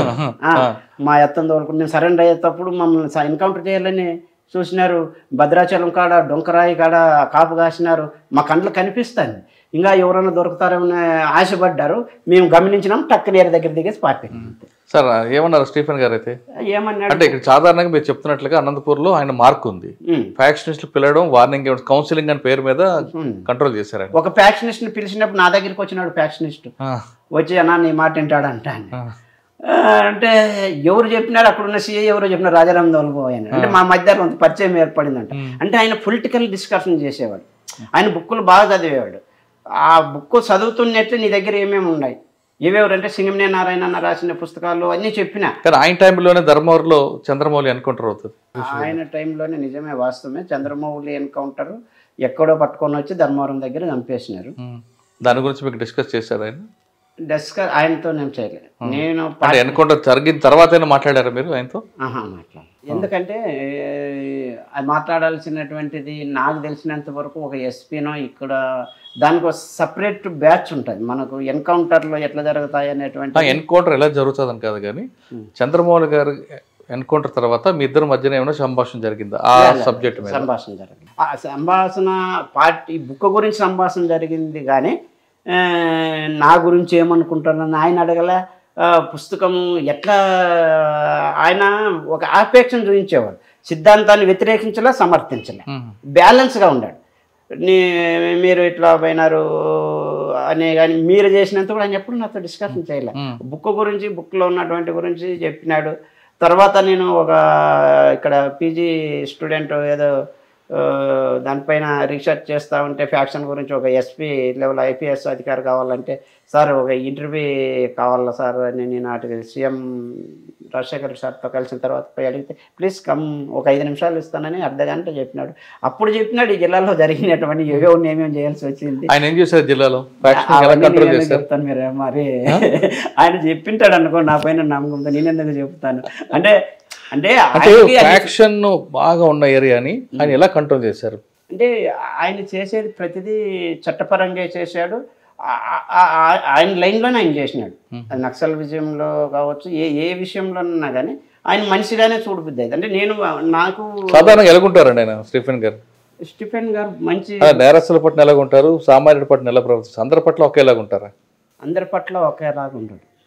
కానీ ఆయన చూపు వేరేగా ఉంటుంది కదండి చాలా. అంటే ఆయన అట్లా చూపు, పోలీస్ చూపు అనేది మనిషి చూపు. ఆయన మనిషి ఇబ్బంది పెడుతున్నాడంటే పోలీస్ రూపంలో నక్సలైట్ ఏమో అనుకోవచ్చు. ఎందుకంటే ఆయన నేను దగ్గర నుండి చూసిన, నేను అంతకుముందు నేను కలువకు ముందు చూసిన స్టీఫెన్ రవీందర్కి నేను కలిసిన తర్వాత ఆయన వరే మంచిదే కదా అనేటువంటిది. ఎందుకంటే ఒక అధికార పార్టీలో ఒకడు గుండాయిజం చేసేవాళ్ళు వీళ్ళందరినీ నక్సలైట్లు భయపడిచ్చేవాళ్ళము, నక్సలైట్లు పిలిపించి వార్నింగ్ ఇచ్చేవాళ్ళు. ఎస్పీ ఆఫీస్కి పిలిపించి బుర్తో కొట్టిన వాళ్ళు ఎవరు ఉన్నారు? ఏ ఎస్పీ ఉన్నారు అట్లా? ఒక సీఎంఏ చెప్పి ఇది పోయిన లేటా సరేలేని చెప్పి మళ్ళీ కొడతారా ఎవరన్నా? అరే ఇట్లా అయ్యలేదనిపోయి మళ్ళీ సీఎం గారు మళ్ళీ ఆయన అనంతపూర్లో ఫ్యాక్షన్ కంట్రోల్ కావడానికి స్టీఫెన్ గారు మార్క్ ఉందంటారు. కంట్రోల్ కలవడానికి అది కూడా ఒక పాయింట్. ఎందుకంటే స్టీఫెన్ వస్తేనే అంతకన్నా ముందు వచ్చి ఈడ్చుకొచ్చిన వాళ్ళు అంతా చేసిన వాళ్ళు అంతా ఉన్నారు. కాకపోతే స్టీఫెన్ సార్ ఉన్నప్పుడు తగ్గడానికి వీళ్ళతో ఇబ్బంది అనుకోండొచ్చు. మళ్ళీ సాధారణంగా ఆయన టైంలో ఫ్యాక్షన్ చాలా మంది అనంతపురం వదిలి పారిపోయారు అన్నది వాస్తవం. 100%. దాంట్లో చేయాలన్నా కూడా దందాలు చేయాలన్నా కూడా పిలిచి వార్నింగ్లు ఇచ్చేవాళ్ళు, పేపర్లకు వచ్చేవాళ్ళు. అంటే ఇప్పుడు ప్రభుత్వం వస్తే ఇంక మేము ఏమన్నా చేయొచ్చు అనేటువంటి అవకాశం పూర్తిగా జిల్లాలో నేనున్నాను చెప్పి అధికార పార్టీ అయినా సరే ఖచ్చితంగా చెప్పినాడు. మీరు జిల్లా అవుట్ సైడ్ ఏమన్నా చేసుకోండి, నేను జిల్లాకి ఎస్పీ, నేనే బాస్, దట్స్ ఆల్. ఓపెన్గా చెప్పినాడు కూడా. అది నేనున్నాను చెప్పి ఏం జరగదు రాజారాం, ఇట్లాంటి డిస్కషన్ చేసినాడు. నేనున్నాను చెప్పి ఎవరి తోకలేడు చేయట్లేదు. నువ్వు నక్సలైట్గా ఉండి ఏరే విధంగా ఉంటే నీకు ఈ సీట్ లేదు. నువ్వు ఇప్పుడు కూడా నా నక్సలైట్ల కేసులు నాది ఇట్లా అంటుండవు. మీరు నక్సలైట్లందరినీ 6 బస్సుల్లో తీసుకుపోయినా రాజశేఖర్ రెడ్డి. ఆయన పర్మిషన్తో ఆయనతో కలిసేసి మా దగ్గర. అంటే మీరు మారారు కాబట్టి మీకు ఆ సీట్ ఇచ్చాడు. నేను మారాను అంటే మేము అట ఇప్పుడు హైదరాబాద్లోనూ ఇప్పుడు నయ్యం లాంటి వాళ్ళు ఇట్లా చేసుకొని ఈ రోజు కూడా చేయలేదు కదన్నా, మేము కూడా దందాలు ఆ టైప్ లో లేము. ఇప్పుడు ఏరా అనే తన నుంచి కూర్చోని ఇప్పుడు నేను ఎస్పీ ఆఫీసులోకి మా వాళ్ళకి ఏమొచ్చినా పోతే నాకు ఒక స్థానం ఉండేది, కూర్చో అనేవాళ్ళు.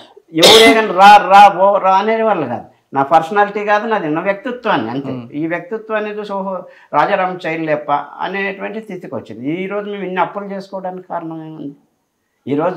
ఈరోజు రాజకీయాల్లో రాజశేఖర రెడ్డిని కలిసిన మాజీ నక్సలైట్ల కోసం. ఈరోజు మనకి ఏది ఆ రోజు నేను 6 బస్సులు తీసుకెళ్ళి మొత్తం అరాచ్మెంట్ ఏరియాలో లేకుండా ఒక కేసు లేకోకుండా విత్డ్రాలు పెట్టేసిన. రవి ఏం చేయాలో మనం అన్నాడు రాజశేఖర రెడ్డి. ఎట్లా ఈ కేసులు ఎట్లా పరిష్కరించారు?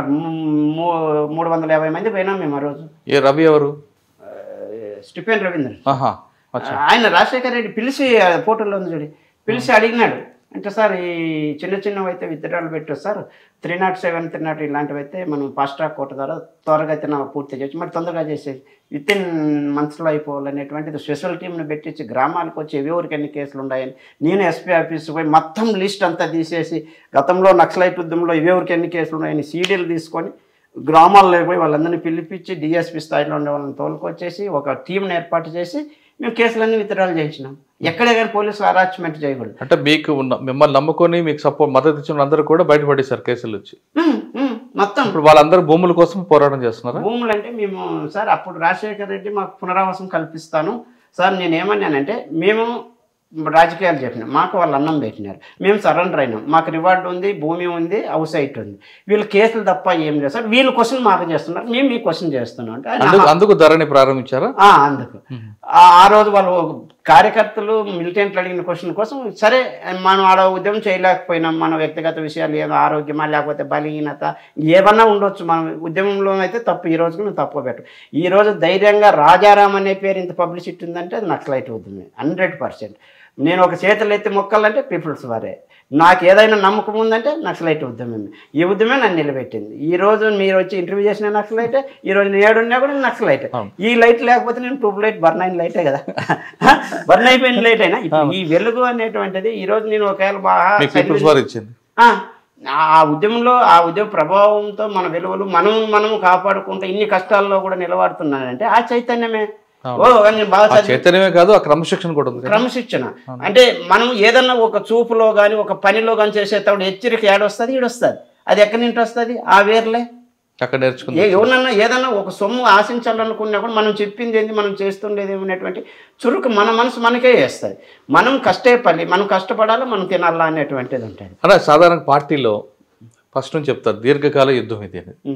మీరు అన్నది ఫస్ట్లో చెప్పారు, నక్సలైట్స్ అంటే దోపిడీ దొంగలు అన్న ఒక భ్రమ ఉంది చర్చల ముందు, అలా విధంగా చూసుకున్నారని. కానీ అది కాదు అనే విషయం మీకు తెలుసు, నాకు తెలుసు. కానీ దీర్ఘకాల యుద్ధంలో సాధించేది ఏంటి, బుల్లెట్ ద్వారా సాధించేది ఏంటి, బ్యాలెట్ ద్వారా సాధించేది. చాలామంది ఏమంటారు, బుల్లెట్ ఎందుకు, బ్యాలెట్ ద్వారా రండి, మీరు కూడా ప్రజల్లోకి రండి, పోటీ చేయండి, నేపాల్ తీసుకోవచ్చు, ఇవన్నీ కూడా మనకు ఎగ్జాంపుల్ కనిపిస్తాయి. కానీ ఇంకా తుపాకీ పట్టుకొని ఎందుకని అక్కడికి వెళ్ళి చేసి సుఖపడేది లేదు. మిమ్మల్ని నమ్ముకున్న తల్లిదండ్రులు కానీ భార్యలు కానీ అందరూ కూడా ఇబ్బంది పడుతుంటారు. ఒకసారి మీరేవైనా సుఖపడతారంటే అది లేదు, మీకు అనారోగ్య సమస్యలు ఉంటాయి. అంటే ప్రజల మద్దతు పూర్తిగా తగ్గిపోతుంది. ఇటువంటి సమయంలో అక్కడ ఉండి ఏం సాధిస్తాం? సుఖం అంటే ఫస్ట్ సుఖం అంటే మనం ఇంత లక్ష్యంగా 30 సంవత్సరాలు 20 సంవత్సరాలు పార్టీకి ఉన్నాం, సరే మనం ఏదో సాధించాం, ప్రజల్లో ఒక మద్దతు ఉంది అని ఆనందపడడం సుఖం అంటే అంటే వ్యక్తిగత సుఖాలు కాదు, ఒక ఆనందం, మనసుకి ఆనందం. అదే కనిపించట్లేదు.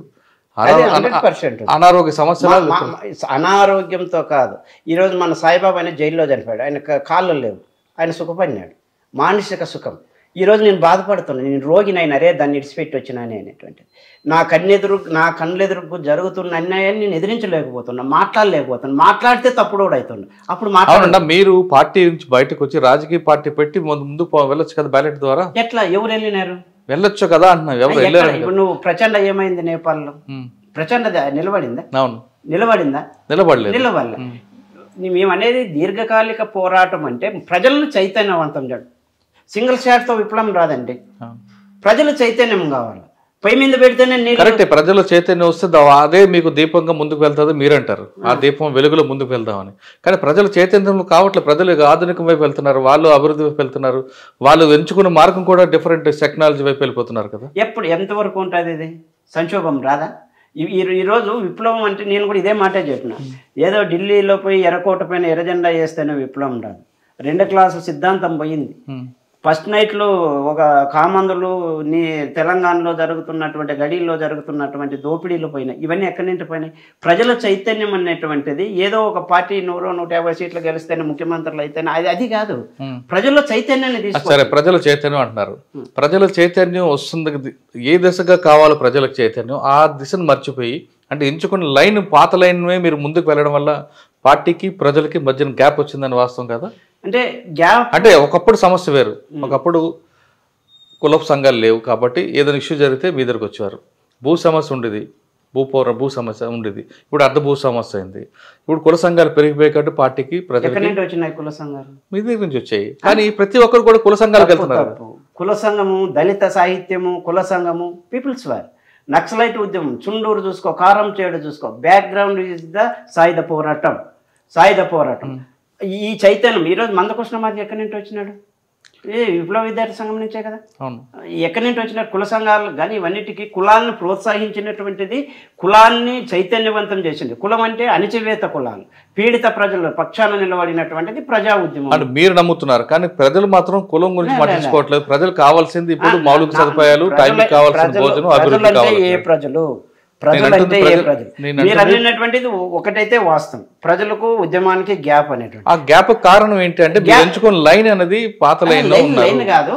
ఇప్పుడు ఒక సమస్య ఉంది, సమస్యకి ఇప్పుడు పరిష్కారంగా వెళ్తుంది పార్టీ. ప్రజల్లో చైతన్యం తీసుకురావడం తప్పనిసరి చేస్తుంది. ఈ రోజు ప్రజల్లో ఆ మాత్రం చైతన్యం వచ్చిందంటే పార్టీయే కారణం, అందులో ఎలాంటి డౌటే లేదు. కానీ ప్రజలకు ఇప్పుడు కొత్త సమస్యలు వస్తున్నాయి. ఆ సమస్యలను పక్కన పెట్టి ఎప్పుడుదో మన కాలం చెల్లిన ఆ సిద్ధాంతాలను ముందుగా తీసుకెళ్తే ప్రజలకు ఏం కావాలి? కాలం చెల్లిన సిద్ధాంతం అనేది నేను ఒప్పుకోను. ఎందుకంటే తల్లిపాలు అప్పుడు ఇవే, ఇప్పుడు తల్లిపాల సిద్ధాంతమే. నువ్వు అన్నటువంటి ప్రజలకు పార్టీకి గ్యాప్ అనేటువంటిది ఇంత ఉండేది, ఇంత అయింది. అది పార్టీ కాదు, రాజ్యం చేస్తున్నటువంటి గ్యాప్. ఓకే, రాజ్యము. ఇప్పుడు నేను ఒకటి చెప్తా, పార్టీ తీసుకున్నటువంటి లైన్లో ఇన్ని సంవత్సరాలు విప్లవం రాకపోవడానికి కొన్ని తప్పిదనాలు ఉండొచ్చు. సరైన టైంలో సరైన నిర్ణయాలు తీసుకుపోవడం వల్ల విప్లవం ఆలస్యం అయ్యే అవకాశాలు ఉన్నాయి. ఇదేదో లాంగ్ మార్చ్ మాదిరి చైనా పయర్ణతారలో ఉన్నట్లా ఆ సిచ్యువేషన్స్ వేరు. ఇప్పుడున్న అర్ధవలస భూస్వామి భావాజాలంలో బతుకుతున్న ఈ ప్రజలను చైతన్యం చేయడంలో మా ఆలోచన విధానంలో కొద్దిగా ఉండొచ్చు. ఎందుకంటే ఉదాహరణ చెప్తా, 91-92లో గ్రామరాజ్య కమిటీలు తెలంగాణలో అంత ఉద్రిక్తంగా మనం వరంగల్ మాసభ చూసినప్పుడు అప్పుడు పీజీఐ ఏర్పాటు చేసింది. అంటే 2000లో మహేష్ అన్న, శ్యామన్న వీరు చనిపోయే ముందు కన్నా ఆ 10 సంవత్సరాల ముందు చేసి నీ ప్రజా సైన్యాన్ని అప్పుడు డెవలప్ చేసి ఇంకో రకంగా ఉందని నేను భావిస్తాను. అంటే ప్రజలు అంటే మీరు ఎంచుకున్న లైన్ అప్పుడు కరెక్టే, దాన్ని మాడిఫికేషన్ చేయకుండా అదే పద్ధతిలో వెళ్తున్నారు. ఒకటి. రెండోది, మీరు కోరుకునేది పార్టీ అంటే మీరు కాదు, పార్టీ కోరుకుంది బడుగు బలహీన వర్గాలు కానీ, ఆదివాసులు కానీ, పేద ప్రజలు ఎప్పుడు నిరంతరం అభివృద్ధి చెందాలి, వాళ్ళ హక్కులు కాపాడాలి, వాళ్ళ హక్కులు ప్రశ్నించాలనేది మీ వాళ్ళ రాజకీయ చైతన్యం తేవడం అనేది మీ ఉద్దేశం, అవునా? కానీ అదే ప్రజలు అభివృద్ధి కోరుకుంటున్నారు, అభివృద్ధిని కేవలం వాళ్ళు టెక్నాలజీని నమ్ముతున్నారు, మాకు ఎలాంటి అవసరం లేదనేది. మనం ఎటువైపు వెళ్తున్నాం అంటే ఇప్పుడు మీకు ఎగ్జాంపుల్ ఛత్తీస్గఢ్ తీసుకోండి. ఛత్తీస్గఢ్ ఉద్యమం నడుస్తుంది. అక్కడ పార్టీ దేనికోసం ఉంది? అక్కడ ఆదివాసీల అభివృద్ధి కోసం ఉంది. ఆదివాసీ అభివృద్ధి అంటే మౌలిక సదుపాయాలు కల్పించడం, వాళ్ళకి రోడ్లు వేయడం, వాటితో పాటు వాళ్ళ రాజకీయ చైతన్యం కల్పించడం. స్వతంత్రం వచ్చి ఎన్ని ఏళ్ళు అయింది? స్వతంత్రం వచ్చి ఎన్ని ఏళ్ళు అయింది? దాని గురించి మాట్లాడుతున్నాను.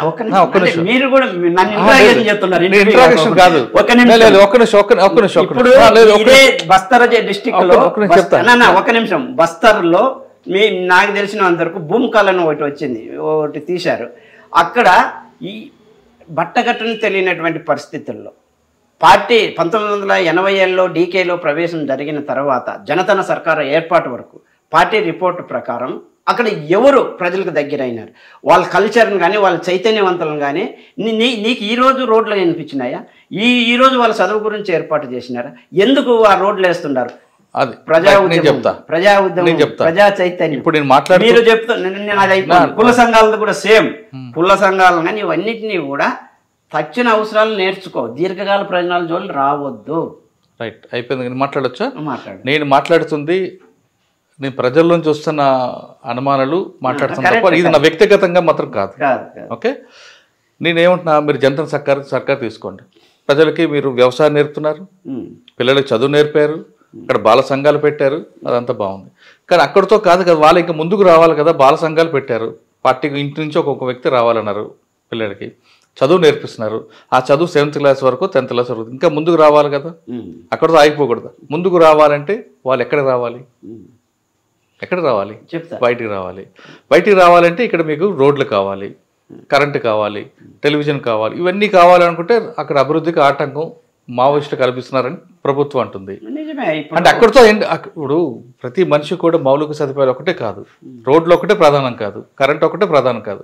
ఆయన ఆర్థికంగా ముందుకుండా నిలబడాలి, ఆయనలో చేస్తున్న వ్యవసాయాన్ని కమర్షియల్గా చేసుకోవాలి, ఆయన వ్యక్తిగతంగా ఆయనగానే రెడీ అవ్వాలి. అదే కదా పార్టీ కూడా చెప్తుంది నమ్మేది.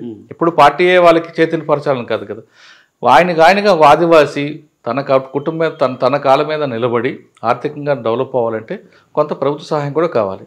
మరి ప్రభుత్వం రావాలి అడవిలో కంటే మీరు అడ్డుకుంటారనేది వాళ్ళ వాదన. రాష్ట్ర ప్రభుత్వాలు కానీ కేంద్ర ప్రభుత్వాలు కానీ వాళ్ళకి కావాల్సిన నిధులు అన్నీ ఉన్నాయి, అన్నీ కూడా ప్రజల దగ్గరికి చేర్చేటువంటి సౌకర్యాలు వాళ్ళకు ఉన్నాయి. అంటే అభివృద్ధికి ఆటంకపడుతున్నారు మావోయిస్ట్ పార్టీ. మీరు అడిగారు కదా, ఇన్ని ఉండేటివి వీళ్ళు కల్పించే అవకాశాలు ఉన్నాయి. ఇప్పుడు ప్రజా ఉద్యమం దగ్గర ఉన్నప్పుడు ప్రజలు యుద్ధం చేయాలా, ప్రజా సౌకర్యాలు చేసేటప్పుడు మేము కట్టిన చెరువులను కూల్చలేదా ప్రభుత్వాలు? మేము చేసిన మీరు కూడా అంతో ఇంత ఉద్యమం గురించి 90లో లేదు, అందులో చెప్తున్నాను కదండి. ఇప్పుడు కూడా కొన్ని బస్తర్లో కానీ లేదా ఛత్తీస్గఢ్లో కానీ అబుజ్మట్లో కాయిన్కి రూపాయికి తేడా తెలియని ఆదివాసులు ఉన్నారు. వాళ్ళలో చైతన్యం వచ్చిందంటే పార్టీయే. నేను ఇంతకు ముందే అడిగా, 80లో మేము దండకారణ్యానికి పోయినాం, 80కి ముందు స్వతంత్రం వచ్చి ఎన్నేళ్ళు అయింది. మీరు ఆ దండకారణ్యం డెవలప్మెంట్ గురించి, ఈ రోజు మీరు బస్తర్ రోడ్ల గురించి, ఈ రోజు గిరిజనుల డెవలప్మెంట్ గురించి పోతుంది. ప్రజా ఉద్యమాన్ని అనచడానికి ముసుగు తప్ప నిజంగా ఈ గిరిజనులు చైతన్యవంతం చేయాలనేటువంటిది అంటే అప్పుడు ప్రభుత్వాలు పనిచేయలేదు. ఇప్పుడు ప్రభుత్వాలు పనిచేస్తున్నాక ప్రజల కోసం నిరంతరం కృషి చేస్తున్నారు. మీరు నమ్ముతున్నారా అట్లా? నేను కొంత నమ్ముతాను. నమ్మవచ్చు, ఎందుకంటే నేను కూడా ఇప్పుడు నమ్ముతున్నాను అన్నది. ఎందుకంటే నాకు కూడా ఇప్పుడు లిమిటేషన్లో ఉంది. నేను తుపాకీ పట్టిన నేను సాయితున్నాను కదా. నేను మీరుగా నేనుగా మాట్లాడుతుంది మన పార్టీ వైపు వెళ్ళాలని కాదు, లేదా ప్రభుత్వానికి మనం విభేదిస్తుంటే కాదు, మన వ్యక్తిగత అభిప్రాయం. అంటే నేను ఆ పార్టీలో సుదీర్ఘంగా, అంటే ఒక నిజంగా బుల్లెట్ తగిలి కూడా మళ్ళీ ఆ పార్టీని కోరుకొని పోయిన తర్వాత మేమిద్దరు ఏడ్చుకున్నాం. బయటికి రావాలంటే ఆంధ్ర ఒరిస్సా బార్డర్ నుంచి ఆ రోజు తిరగలేని పరిస్థితి. ఆ కొండలో నా కాళ్ళు బాగలేదు, ఈమె హెల్త్ బాగలేదు, మలేరియా. అప్పటికే టెక్నికల్ ఫీల్డ్లో చాలామంది అమరులు అవుతున్నారు.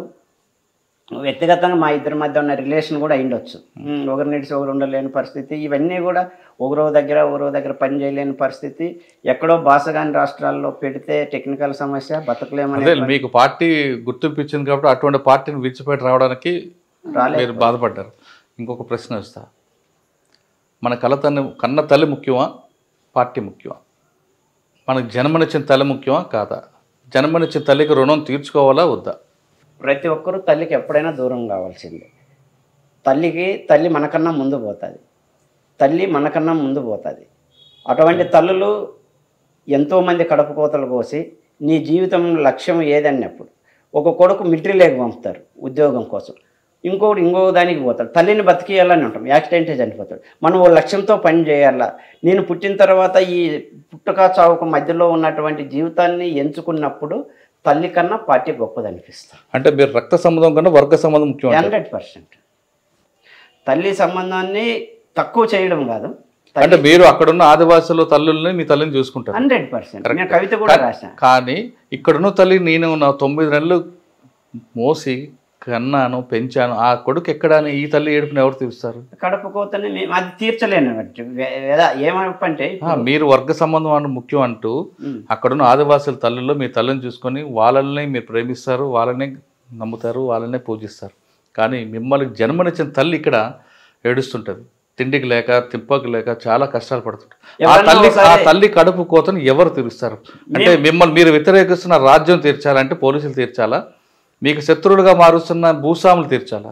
మా తల్లి వచ్చి మమ్మల్ని చూసేకొచ్చినా మా తల్లిని కేడితో వచ్చి ఎన్కౌంటర్ చేస్తారు. తల్లిని చూసేకపోయినా ఎన్కౌంటర్. ఇది రాజ్యాన్ని. వాళ్ళ తల్లిని ఒకసారి చూసిపోమని మీరు ఏమైనా అడగలుగుతారా? తల్లి మీ దగ్గర పిలిపిస్తారు కదా పార్టీలో. పిలిపించినప్పుడు ఎన్ని ఎన్కౌంటర్లు జరగలేదు? మౌనిక పాప, చిన్న పాప నల్గొండ జిల్లాలో దివాకర్తో పాటు ఎన్కౌంటర్ అయ్యి కదా. అదే అంటున్నాను ఇప్పుడు కూడా నేను. ఆ తల్లి కడుపు కోతని ఎవరు తీరుస్తారు? ఎవరు తీర్చలేరు. లక్షలాది మంది. ఇప్పుడు కొంతమంది అజ్ఞాతంలో ఉన్న తల్లులు ఇప్పటికీ బాధపడుతున్నారు, తండ్రులు బాధపడుతున్నారు, కట్టుకున్న భార్యలు బాధపడుతున్నారు. సరే, కట్టుకున్న భార్య అంటే మధ్యలో వచ్చింది, కన్న తల్లి అన్న అంటే ఆ కన్న తల్లికి ఏమైనా జరిగితే తలకరు ఎవరు పెట్టాలి? ఇవి రాజ్యం తరపున ఇవి మీరు sentiment. విభేదిస్తున్న రాజ్యం తరపున పోలీసులు పెట్టాలా? ఇప్పుడు ఓ తల్లి కొడుకు అనేవాడు ఎప్పుడైనా ఎట్లయినా చనిపోతాడు. పుట్టుక అనేటువంటిది బ్రహ్మగారు చెప్పినా, ఇంకో దేవుడు చెప్పినా, ఎవరు చెప్పినా పుట్టుక అది చావు పుట్టుక అనేది సహజం. నా కొడుకు లక్ష్యం కోసం పనిచేస్తున్నాడు, నా కొడుకు నాకన్నా ఎంతో మంది తలలను కన్నీరు దుడుచడానికి పోతున్నాడు, నా చైతన్యాన్ని తల్లి కల్పిస్తాం. అర్థం చేసుకున్న ఆ తల్లి తల్లులు ఆ స్థాయి నుంచి ఇంకో వేరే స్థాయికి వచ్చారు. అమ్మ నన్ను సాగనంపు. నా కొడుకు పాడమ్మా పాట, అమ్మ నన్ను సాగనంపు అమురుల త్రోబులోనని తల్లికి పాట పాడి పోతాం. మరి అటువంటి తల్లులు తగ్గిపోయారమ్మా అన్న. ఇప్పుడు చాలా మంది నా కొడుకు ఎప్పుడు వస్తాడు, వాడికి కడసారని చూద్దాం, వాడి చేతుల మీదకి పోదాం అని భావించే తల్లులకి ప్రతి తల్లికి ఉంటుంది, తగ్గేదేముండదు కానీ ప్రతి తల్లికి ఉంటుంది. అలా ఎందుకంటే ఆ కడుపు కోతను ఎంత కేంద్ర కమిటీ వాళ్ళైనా ఎంత పేరున్నా ఏమున్నా, ఇప్పుడు మా ఆర్కే అన్న ఉన్నాడు, ఆయన తండ్రి ఎదుటే కొడుకు అమరుడయ్యాడు. మేము ఆ పిల్లోని ఎత్తుకొని తిరిగినాం. మరి వాళ్ళ బాధ ఎట్లుంటుంది? తల్లి కూడా ఆడే ఉంది ఉద్యమంలో ఉంది, మరి వాళ్ళ బాధ ఎట్లా? ఈరోజు మీరు చెప్పింది అదే మీరు అంటే రక్త సంబంధం కన్నా వర్గ సంబంధం ముఖ్యం. 100%. అంటే అది వర్గ పోరాటంలో ఉన్నోళ్ళకే తెలుస్తుంది దాని విలువ. అంటే దాని విలువ ఎందుకంటే తల్లి ప్రేమించదని మేము ఎప్పుడు తల్లిని తక్కువ చేయము. మేము తల్లులు మమ్మల్ని కన్నా మోసిన తల్లుల కన్నా ఎక్కువ చూసుకున్న వాళ్ళు ప్రేమ మైమరిపిస్తారు. కానీ మీకు జన్మనిచ్చిన తల్లి మాత్రం మర్చిపోతారు. లేదు, జన్మనిచ్చిన తల్లి దగ్గర ఉండాలంటే లిమిటేషన్లో ఉండాల్సి వస్తుంది. ఒక తల్లి కన్నీరు కోసం వేలాది మంది తల్లులు కడుపు కోతం తీర్చడానికి పోయినప్పుడు ఈ తల్లి చూపు, ఈ తల్లి మమకారం ఇవన్నీ కూడా కొద్దిగా తక్కువేమో అనిపిస్తుందేమో, లేకపోతే నేను ఉండలేరేమో అంటే నాకు అనిపించింది అది. సరే ఫైనల్గా వద్దాం అన్న. సాధారణంగా ప్రతి మాజీలు బయటకు వచ్చినప్పుడు నయీం అనే వ్యక్తి ఎదురవుతుంటాడు.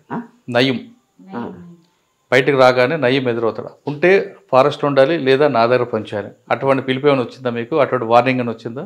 నాకేం రాలేదు, కానీ మా ఫ్రెండ్కి వచ్చిందండి.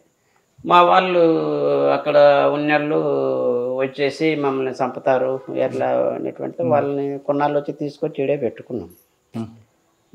మా జిల్లాలో నయీం జాంతన్నయ్య. అచ్చా, ఇంకొక మాట, మీరు 6వ క్లాసు నుంచే ఆ భావజాలం వెళ్ళడం, అంటే ప్రజల కోసం వెళ్ళడం, పోరాటం చేయాలని ఒక భావన వచ్చింది. మీ తర్వాత జనరేషన్ కూడా అదే, ఆ యువత అంతా కూడా వెళ్ళారు. అంటే అప్పట్లోని యువత అంతా కూడా భావితరాల కోసం ఆలోచించే దీని నుంచి వచ్చారు. ఇప్పుడున్న యువత ఎక్కువ డ్రగ్స్కి దానికి అలవాటు పడుతున్నారు. వాళ్ళకి మీరు ఏం మెసేజ్ ఇస్తారు? అంటే నాకు నా అనుభవపూర్వకంగా చెప్పేది ఏమప్పంటే, ఈ విద్య అనేది ప్రైవేటు పరమైన తర్వాత నేను స్టూడెంట్ ఫీల్డ్లో ఉన్నప్పుడు స్టూడెంట్ ఆర్గనైజేషన్స్ ఎక్కువ పనిచేసేవి. విద్యార్థి అనేటువంటి వాడు ఇంటర్మీడియట్ నుంచే ప్రజలకు ఏదో చేయాలనేటువంటి ఉత్సాహం ఉల్లాసం ఉండేది. ఆ చైతన్యం లోపించింది. అంటే డ్రగ్స్ కానీ ఇవన్నీ రావడానికి ప్రజలకు ఏ పార్టీలో ఉన్నటువంటి విద్యార్థి సంఘం అని కూడా ఒక నాయకుడిగా ఎదగడానికి, ఒక మంచి లక్షణాలు ఏర్పడడానికి కావాల్సినటువంటి దాన్ని బ్యాన్ చేసింది. ఉదాహరణకు రాడికల్ విద్యార్థి సంఘం గవర్నమెంట్ రాజ్యం అనేది, అంటే రాడికల్ విద్యార్థి సంఘాన్ని బ్యాన్ చేసి లీడర్లు లేకోకుండా, అంటే మేలైన విత్తనాలు అంటామే అవి యూనివర్సిటీల నుంచి వచ్చేటువంటి క్యాడర్ని రానికోకుండా చేసినారు. అట్లా ఆ విధంగా విప్లవాలకు నాయకులను తయారు చేసేటువంటి ఫ్యాక్టరీలు మూతేసినారు. అదేవిధంగా ఈ ప్రైవేటైజేషన్ వచ్చిన తర్వాత, ప్రైవేట్ స్కూల్లో వచ్చిన తర్వాత, ప్రైవేటు స్కూల్లో కావాల్సినటువంటి ఏ అవినీతి జరిగిన ప్రశ్న ఇది లేకోకుండా పోవడము, ఒక దేశం పట్ల కానీ మనుషుల పట్ల కానీ ఆలోచించేటువంటి ధోరణి కాదనేసి తన వ్యక్తిగత వ్యసనాలు ఇవన్నీ రావడం అనేది చాలా దుర్మార్గం. అంటే విద్యను ప్రైవేటీకరణ చేయడం వల్ల వచ్చిన అనర్థం ఏంటంటారు? విద్యని ప్రైవేటీకరణ చేయడం వల్ల వచ్చిన అనర్థం. మీరు చెప్పండి. చాలా మంది చిన్న చిన్న విషయాలకు ఆత్మహత్య చేసుకుంటారా, ముఖ్యంగా మహిళలు? వాళ్ళకి మీరు ఇచ్చే మెసేజ్ ఏంటి? మన జీవితం కంటే ఆ చిన్నది సమస్య గొప్పది కాదు, మన జీవితాన్ని చూసుకోవాలి. ప్రతిదీ చాలా ఆటుపోట్లు వస్తుంటాయి, ధైర్యంగా ఎదుర్కొంటూ పోవాలి. కానీ ఈ సమస్య వచ్చిందే ఇంకా నాకు ఇంకా లైఫ్ లేదని అనుకోకూడదు, అది దాటుకుంటూ పోవాలి. ముళ్ళు కుచ్చుకుంటుంది, ఆ ముళ్ళని తీసేయాలి అంతే. అది మనసుకైనా కావచ్చు, శరీరానికైనా కావచ్చు, ఏదైనా కావచ్చు. ముళ్ళు కుచ్చుకుంది కానీ కాలం తీయలేము, తప్పు, అది తీయకూడదు. దాన్ని వీలైనంత వైద్యం చేసుకోవాలి, ముందుకు పోవాలి. ఇప్పుడున్న యువత చెడు మార్గం పట్టడానికి ప్రధాన కారణం విద్యను ప్రైవేటీకరణ చేయడం అంటున్నారు రాజారాం గారు. ఒకప్పుడు దేశభక్తి, గురువుల పట్ల భక్తి, తల్లిదండ్రుల పట్ల భక్తి ఉండేది. ఇప్పుడు ఈ మూడు లేవు. ఇప్పుడు కేవలం విలాసాల వైపు ఎక్కువగా కనిపిస్తున్నారు. దానికి ప్రధాన కారణం ఎక్కువగా పాశ్చాత్య పోకడలు, ఈ విద్య ప్రైవేటీకరణ చేయడంలోనే జరుగుతుందంటూ రాజారాం గారు చెప్తున్నారు. ఇక మహిళలు చిన్న చిన్న విషయాలకే ఆత్మహత్య చేసుకోవడం కరెక్ట్ కాదంటున్నారు పద్మక్క. ఆమె చెప్తున్నట్లుగా ముళ్ళు కాళ్ళు గుచ్చుకున్నా, మనసుకు గుచ్చుకున్నా ఒకటి, కానీ శరీరానికి ఇబ్బంది లేకూడదు, ఆ ముళ్ళు మాత్రమే తీయాలి. చిన్న చిన్న విషయాలు సమస్యలు వస్తేనే జీవితం కాబట్టి ఖచ్చితంగా చిన్న చిన్న విషయాలకి మీరు క్షణికావేశంలో ఆత్మహత్య చేసుకుంటే మీ మీద ఆధారపడే కుటుంబాలు అన్యాయం అవుతాయంటూ గుర్తు చేస్తున్నారు. ఇది రాజారాం గారితో, అదేవిధంగా పద్మ గారితో ఎక్స్క్లూజివ్ ఇంటర్వ్యూ. వచ్చే వారం మరో జంటతో మళ్ళీ కలుద్దాం. నమస్తే.